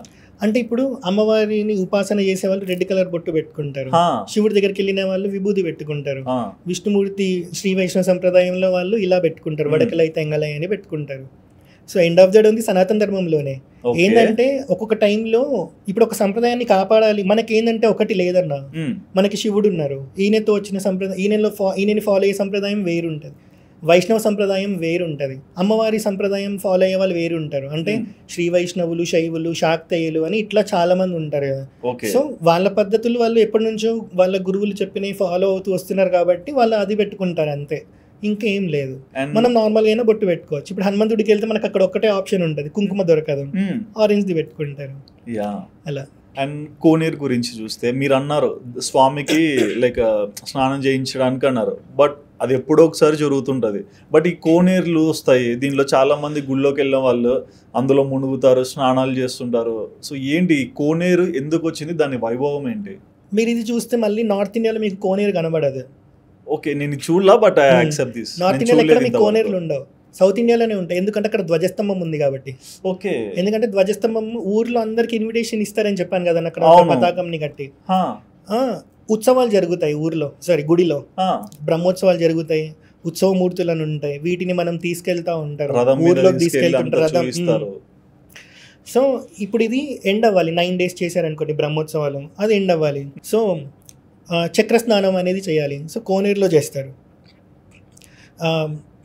శివాలయంలో ఏమన్నా ఉత్సవాలు చేస్తే త్రిశూల స్నానం ఉంటుంది, కోనేరులో చేస్తారు అన్నట్టు. మనుషులు చేస్తుంటారు కదా. నార్త్ ఇండియాలో ఉండదు, ఎందుకంటే ఇప్పుడు దేవుడు అక్కడ ఉన్నారు కానీ ఉత్సవమూర్తి మనం తిప్పుతాం, కానీ అయ్యగారు ఆ చక్రం ఉంటుంది కదా దాన్ని పట్టుకొని స్నానం చేస్తే ఓకే ఇక్కడ నుంచి మనకి ఇది అయిపోయింది అంటే ఇంకా బ్రహ్మోత్సవాలు ఇట్లాంటి ఉత్సవాలు అయిపోయాయని లెక్క పెట్టడానికి. ఓకే, బట్ మనలాంటి అంటే మామూలు మనుషులు వెళ్ళి అందులో ఈతలు కొడుతుంటారు, సో ఇది రైటా? ఒకటి ఏంటంటే దేనికైనా రెస్పెక్ట్ ఇవ్వాలన్న, ఇంట్లో స్విమ్మింగ్ పూల్ కాదు అది. ఎగ్జాక్ట్లీ. సెకండ్ థింగ్ ఏంటి అని అంటే ఎక్కడికి పోయినా ఇప్పుడు నది స్నానం చేసినా కూడా మనం ఏం చేయాలి అని అంటే ఈ మధ్య బట్టలు పిండుకోవడము, ఇప్పిన బట్టలు అందులో వదిలేసి అవి వెళ్ళిపోతూ ఉంటాయి, వీడు కొత్త బట్టలు వేసుకుంటాడు, ఏంట్లో మొక్కుకుంటాడో తెలీదు. సో సబ్బు పెట్టి స్నానం చేస్తున్నారు అన్నట్టు, అది లేదు. నది స్నానం అంటే సేమ్, నువ్వు ఆల్రెడీ చేసేసి వచ్చావు, ఇలా చేసుకొని నిన్న కూడా చెప్పాను నీకు చేయడం కుదరట్లేదు, నది దగ్గరికి వెళ్ళి ఇలా వేసుకుంటే అయిపోతుంది. దేవుణ్ణి మొక్కుకుంటే చాలు, అంటే నదిని మొక్కుకుంటే చాలు. ఓకే, దాన్ని అపవిత్రం చేస్తున్నారు. అపవిత్రం అనే దానికన్నా ఎక్స్ట్రీమ్ లెవెల్లో వెళ్తున్నారు అన్నట్టు. ఇంట్లో చేసే స్నానం నదిలో చేస్తున్నారు, అది కరెక్ట్ పద్ధతి కాదు, ఎందుకంటే అది పారే నది. నువ్వు ఇక్కడ ఖరాబ్ చేస్తావు, అది ఇంకో దగ్గరకు అలానే పోతుంది, అక్కడ వాడు తాగుతాడు దాన్ని. ఇక్కడ నీకు అది స్నానం చేసే ఘాట్లు ఉన్నాయి కాబట్టి నువ్వు గుడికి దగ్గర కాబట్టి నువ్వు స్నానం చేస్తున్నావు, ఇక్కడ చేసే చెత్త అంతా అక్కడికి పోతుంది అన్న, అక్కడ వాడు ఎలా తాగుతాడు దాన్ని. కొంచెమైనా జనాలు కూడా ఆలోచించుకోవాలి. అందుకే ఈ మధ్య మనం లెఫ్టిస్ట్కి ఎందుకు, లెఫ్ట్ బ్యాచ్కి వేరే రిలీజన్స్కి ఎందుకు టార్గెట్ అవుతున్నాం అంటే మన రూట్స్ మనకు తెలియకపోవడం వల్ల. చాలా బేసిక్స్, నది స్నానం చేయడానికి కూడా పద్ధతి అనేది ఉంటుంది. మనం ఏదన్నా ఊరికి వెళ్తాం అంటే ఒక గుడికి వెళ్తాం, నది స్నానం చేస్తాం కదా, చేసినప్పుడు అక్కడ ఉండే కొంచెం మట్టి తీసుకొని నదిలో వదిలిపెట్టి కపర్ది అని అనుకోవాలి. ఎందుకు అంటే కపర్ది అంటే శివుడి నామం అన్నట్టు.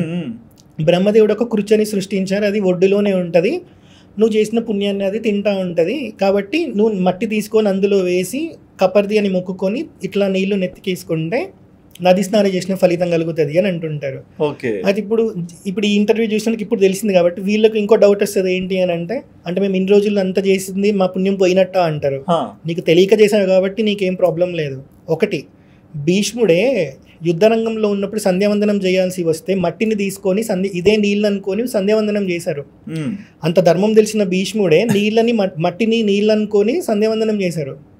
నువ్వు ఇంట్లో కూర్చొని ఇప్పుడు కాశీని మొక్కుకో, కాశీని గుర్తు చేసుకొని నేను గంగా స్నానం చేసిన ఫలితం ఇయ్యండమ్మా అంటే అయిపోతుంది. ఇట్లా ఆలోచిస్తే మళ్ళీ సనాతన ధర్మం చాలా ఈజీ, చాలా పద్ధతులు మనకు చాలా సింప్లిఫై చేశారు.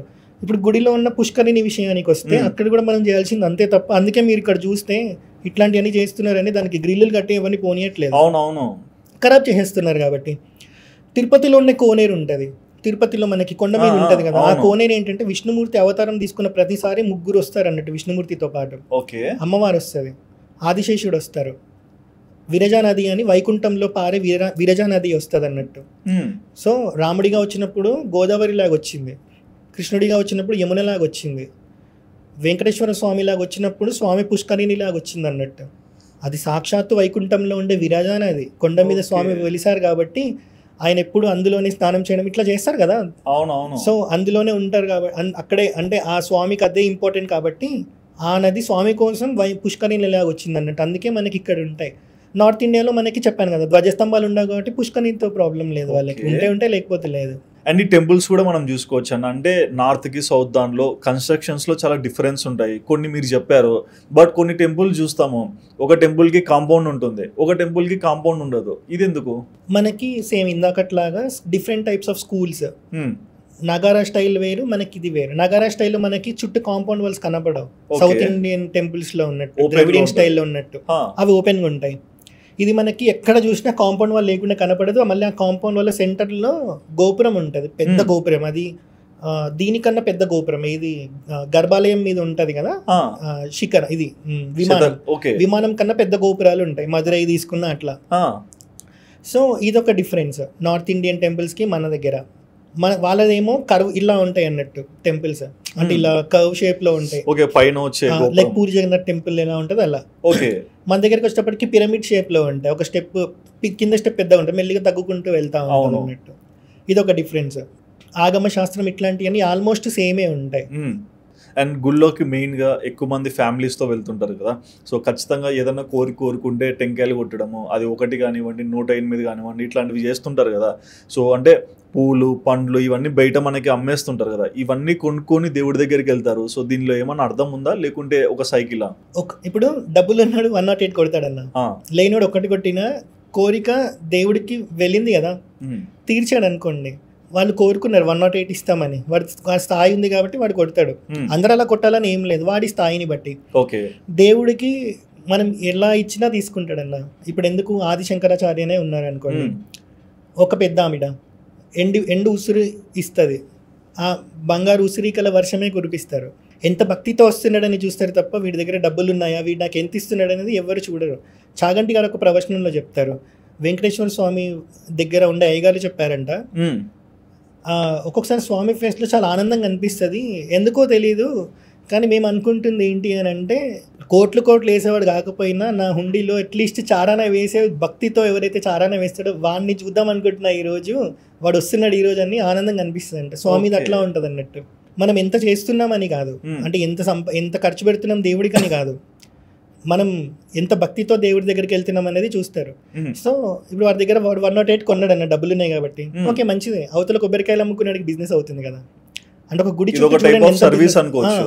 ఇప్పుడు మళ్ళీ కొబ్బరికాయలు ఏం చేస్తారు, మళ్ళీ గుడిలోనే ఏదో ప్రసాదానికి లేకపోతే పులిహారకో దేనికి ఒక దానికి వాడేస్తారు. అవును. సో ప్రాబ్లం ఏం లేదు, డబ్బులు ఉన్నోడితో ప్రాబ్లం లేదు, డబ్బులు లేనోడితో ప్రాబ్లం లేదు, వచ్చినోడంతా హ్యాపీగానే ఇంటికి వెళ్తుంటారు. ఓకే. అండ్ ఇంత కల్చర్ మనం చూసి వచ్చాము, ఈరోజు చూస్తే కొన్ని మంచి ప్లేసెస్లో ఎన్నో పెద్ద ప్రాముఖ్యమైన గుళ్ళు కూడా ఉన్నాయి, కానీ అవన్నీ అంతరించిపోతున్నాయి. ఈ గుళ్ళని మనం ఎలా కాపాడుకోవచ్చు? ఇందాక చెప్పాను కదా, ఒక గుడి ఉంటే ఒక ఊరే ఫామ్ అవుతుంది. అవును.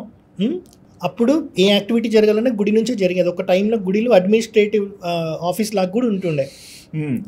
ఊర్లో ఏదైనా జరగాలి, ఊర్లో ఏదైనా మాట్లాడాలి, ప్రతిదాని రాజు దగ్గరికి తీసుకొని వెళ్ళకుండా ఇక్కడే సాల్వ్ చేసుకునేవాళ్ళు, ప్రొఫెషనల్ పెట్టుకునేవాళ్ళు. సో ఇన్ని యాక్టివిటీస్ జరిగేది. మీరు చెప్పారు కదా, గోశాల ఉండేది, వేద పాఠశాలలు ఉండేవి, ప్రొఫెషనల్ జరిగేవి, చిరుతలు పట్టుకొని ఇలా చెప్తా ఉంటారు, అవి జరిగేవి. సో ఏ యాక్టివిటీ కళ్యాణాలు కూడా జరిగేవి, పెళ్లిళ్ళు కూడా జరిగేవి గుడిలో. పెళ్లిళ్ళు ఇప్పుడు మర్చిపోయారు, గుళ్ళో పెళ్ళి అంటే ఏంటి, గుళ్ళో పెట్ట ఫంక్షన్ హాల్ లేదా అంటారు. అంత సింపుల్గా అయిపోగడుతున్నారా, అది అయిపోయింది అన్నట్టు. పెళ్ళి అనేది ఏదో గుర్తుండాలి అని. సో దీనివల్ల ఏమైపోయిందంటే గుడికి వెళ్ళడం మానేశారు, ఫస్ట్ థింగ్. ఇంకొకటి ఏంటంటే టెంపుల్స్ ఎండోమెంట్ కింద వెళ్ళినాయి. సో ఇప్పుడు పాత టెంపుల్స్ ఉంటాయి, ఇప్పుడు తిరుపతిలో చాలా డబ్బులు వస్తున్నాయి, అలా చాలా గుడిలో చాలా డబ్బులు వస్తున్నాయి ఎండోమెంట్ నుంచి. అప్పుడు ఎండోమెంట్ ఏం చేయాలి, ఈ గుడిలో నుంచి తీసుకున్న డబ్బులు ఇంకో లేని గుడికి పెట్టాలి. కానీ అలా ఎన్ని పెడుతుంది? మనం జోగులాంబ టెంపుల్ చూస్తే అర్థమైపోతుంది ఇక్కడ ఏం జరగట్లేదు అని. టెంపుల్లో జరుగుతాయి కానీ అక్కడ మరకత లింగాలు నాకు తెలిసి 5 ఏమో ఉన్నాయి. మరకత లింగాలు అంటే గ్రీన్ కలర్ లో ఉంటాయి, లింగా సినిమాలో చూపిస్తారు అలాంటివి. ఏ పూజలు జరగకుండా అలా ఉన్నాయి. అక్కడ పక్కన ఉన్న దర్గాలో ముస్లిమ్స్ చెప్పులు వేసుకొని లోపలికి వెళ్తూ ఉంటారు అన్నట్టు. సో నేను చూసా, ఆపేసిన, అక్కడికి వస్తే నేను అట్లానే వస్తా మరి నీ దర్గాకి, ఓకేనా అన్న. లేదు మరి నువ్వెందుకు వస్తున్నావు అంటే మళ్ళీ బయట చెప్పేవాళ్ళు లేరన్న, లిటరల్లీ. లేకపోతే వాళ్ళకి ఇప్పుడు వాళ్ళకి తెలియక కాదు, వాళ్ళ దగ్గరికి వెళ్ళినప్పుడు పక్కన రిలీజియన్ కూడా రెస్పెక్ట్ అని వాళ్ళకు కూడా తెలుసు, కానీ అక్కడ చెప్పేవాళ్ళు లేరు.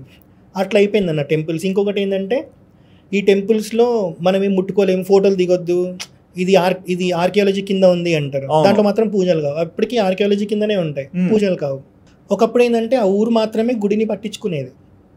ఇప్పుడు ఏమైంది, లోకల్లో ఉండే టెంపుల్స్ని మనం విజిట్ చేయడం మానేసాం. ఒకప్పుడు ప్రతిరోజు గుడికి వెళ్ళేవాళ్ళు, తర్వాత వారానికి పడిపోయింది, తర్వాత నెలకి, తర్వాత సంవత్సరానికి ఒకసారి, దాని తర్వాత బర్త్డేకి ఒకసారి, ఇట్లా అయిపోయినాయి అన్నట్టు. మళ్ళీ పండగ రోజు అక్కడ ఏదో పవర్ ఉన్నట్టు పోతారు. ప్రతిరోజు అక్కడ పవర్ ఉంటుంది, ప్రతిరోజు అక్కడ అనుష్ఠానము, వేద మంత్రాలతో ఇట్లాంటివన్నీ చేస్తున్నప్పుడు ప్రతిరోజు వెళ్ళాలి. ఈ రోజే స్పెషల్ అనేది ఏమి ఉండదు. మేబీ ఆ రోజు స్వామికి స్పెషల్, కానీ నువ్వు పోయినంత మాత్రాన అక్కడేం మారదు. గంటల గంటల నుండి ఆ రోజు దర్శనం చేసుకునే బదులు చికాకు పడి ఇదంతా చేసి మళ్ళీ పోయినోడు చికాకుతో పోతుంటాడు గుడికి. అవును, వాడికి దర్శనం చేసుకున్న ఇది కూడా ఉండదు. ఏదో మంచి రోజు చూసి నేను దర్శనం చేసుకున్నా కాబట్టి నాకు ఏదో మంచి జరుగుతుందని అనుకుంటారు, వాళ్ళ భ్రమలో ఉంటారు తప్ప ప్రతిరోజు అక్కడ నువ్వు పోయినా అదే జరుగుతుంది మంచి. సో గుడికి వెళ్ళకపోవడం వల్ల ఇట్లాంటివన్నీ జరుగుతున్నాయి. ఇంకొకటి ఏంటంటే బిజీ లైఫ్. జనాలు లిటరలీ చెప్పాలనంటే కంచి పరమాచార్య చెప్తారు, 40-50 years బ్యాకే చెప్పారు ఆయన, కలియుగంలో మనిషి 18 సెకండ్లు ఒకే దాని మీద తదేక ధ్యానం పెట్టి ఎవడైతే ఉంటాడో మినిమం 18 సెకండ్లు వాడు ముముక్షు, అంటే వాడు గొప్పవాడు అన్నట్టు. 18 సెకండ్లు కూడా మనం కాన్సన్ట్రేట్ చేయలేకుండా ఉన్నాం. ఎగ్జాక్ట్లీ. సో అట్లాంటప్పుడు ఏం చేయాలి, అట్లీస్ట్ డేలో ఒక 2 నిమిషాలు దేవుడికైనా స్పెండ్ చేయాలి కదా అలా. ఓకే. సో దీనివల్ల ఏమవుతుందంటే గుడికి పోవడం మానేయడం వల్ల అక్కడ గుడి ఒకటి ఖరాబ్ అవుతుంది. అటాక్ చేసేవాడు ఈజీగా అటాక్ చేస్తున్నాడు. సో మన గుడిలని, మనం లోకల్లో ఉండే గుడిలని మనమే కాపాడుకోవాలి. ఎందుకంటే ఒకప్పుడు మీ ఫ్యామిలీని కాపాడుకునేవి అవే, వాళ్ళు అక్కడికే వెళ్ళి అన్ని ముచ్చట్లు పెట్టుకునేవాళ్ళు. నీకొకటి మంచి చెప్పారంటే అది అక్కడి నుంచి వీళ్ళ ఇంటికి వచ్చింది కాబట్టి. సో ఇప్పుడు అవి లేవు, అందుకే మనం ఎట్టుపోతున్నామో కూడా మనకి తెలియదు. మన గుడిని మనమే కాపాడుకోవాలి. సో ఒక ఫైనల్ క్వశ్చన్, అంటే మీరు ఇంతవరకు చాలా గుళ్ళు చూసిండొచ్చు, తెలుసుకుండొచ్చు, వెళ్ళిండొచ్చు కూడా. సో మీరు చూసిన గుళ్ళల్లో ఆడియన్స్ ఏదైనా ఒక గుడి విజిట్ చేయాలి, ఏదైనా తెలుసుకోవాలంటే ఏదైనా కొంచెం విశిష్టత ఉన్న ఏదైనా ప్రాముఖ్యమైన గుళ్ళు చెప్తారా? అలా ఒకటని చెప్పలేమన్నా, ప్రతి గుడికి ఒక ఇంపార్టెన్స్ ఉంటుంది. ఇప్పుడు 12 జ్యోతిర్లింగాలు ఉన్నాయి, 12 జ్యోతిర్లింగాలకి 12 చరిత్ర ఉంటుంది. 18 శక్తిపీఠాలు ఉన్నాయి, 18 శక్తిపీఠాలకు ఒక్కొక్క చరిత్ర ఉంటుంది. సింపుల్గా నేను ఎప్పుడు ఒకటే ఎగ్జాంపుల్ చెప్తాను, ఎందుకంటే తొందర ఈజీ కనెక్ట్ అవుతారని. దక్షయజ్ఞం జరిగిన ప్లేస్ ద్రాక్షారామం, అక్కడ ఆంధ్రాలో ఉంటుంది. ఇక్కడ శివుడు ఆవేశంలో ఉంటారు కదా, ఆ శివుని శాంతింపజేయడానికి విష్ణుమూర్తి కొల్హాపూర్ దగ్గర ఒక గుడి ఉంటుంది, కోపేశ్వరాలయం అని. ఆ ప్లేస్కి తీసుకొని వెళ్ళారంట. చరిత్ర చూడండి, గుడి అక్కడ ఉంది, ఇక్కడ ఉంది, చరిత్ర ఒకటే, అంటే ఒక్క దక్షయజ్ఞానికి సంబంధించిందే, కానీ కొంచెం చరిత్ర వేరు. ఇక్కడ దక్షయజ్ఞం జరిగింది, కానీ ఇక్కడ ఆవేశంగా ఉన్న శివుడిని విష్ణుమూర్తి అక్కడికి తీసుకొని వెళ్ళి శాంతింపజేశారు. అక్కడ చూస్తే మీకు విష్ణుమూర్తి కూడా శివుడి ఆకారం, లింగాకారంలోనే ఉంటారు అన్నట్టు. గోపేశ్వర్ అని ఉంటుంది, 2 పేర్లు. సో ఒక్కొక్క టెంపుల్ దగ్గరికి వెళ్తే మనం ఒక్కొక్కటి నేర్చుకోవచ్చు. దీనికి ఇప్పుడు ప్రవచనంలో చెప్తే ఎవరికి అర్థం కాదు, అందరు వెబ్ సిరీస్లకి బాగా అలవాటు పడ్డారు కాబట్టి సర్వం శక్తిమయం అని ఆహాల్లో ఒక వెబ్ సిరీస్ ఉంటుంది. ఆ వెబ్ సిరీస్ చూస్తే మనకు అర్థమవుతుంది, ఒక ఫ్యామిలీలో 4 ఉంటారు, 2 పిల్లలు, వైఫ్ అండ్ హస్బెండ్. ఫాదర్ ఎప్పుడు ఫెయిల్యూరే, సో పిల్లలకి అంత రెస్పెక్ట్ ఇయ్యరు.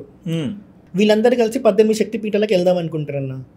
ఒక్కొక్క శక్తిపీఠంకి వెళ్ళినప్పుడు ఫ్యామిలీ ఏం నేర్చుకుంది అనేది వెబ్ సిరీస్లో ఉంటుంది స్టోరీ, సర్వం శక్తిమయంలో. అది చూస్తే మనం ఎందుకు గుడికి వెళ్ళాలో అర్థమవుతుంది.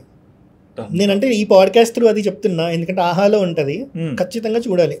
ఒకసారి చూడడం స్టార్ట్ చేస్తే 11 episodes మనం ఆపని కూడా ఆపమన్నా. ఓకే, అంత కనెక్షన్ ఉంటుంది. నేను ఇప్పుడు చెప్పొచ్చు టెంపుల్ గురించి, కానీ అదొక్కటి చూస్తే చాలు, చాలా ఇంకా అర్థమవుతుంది. ఇంకా విజువల్ గా చూస్తున్నాను, ఇప్పుడు నేను మాటల్లో చెప్తున్నా, కొందరు విజువలైజ్ చేసుకోలేరు, అది చూస్తే వాళ్ళకి అర్థమైపోతుంది. థ్యాంక్ యూ సో మచ్ అన్న. గుడి గురించి కానీ, గుడి యొక్క ప్రాముఖ్యత గురించి కానీ చాలా విశేషాలు కూడా మాకు ఈ ఇంటర్వ్యూలో చాలా అర్థమయ్యాయి. So we are so thankful to you ఇన్ని విశేషాలు చెప్పినందుకు.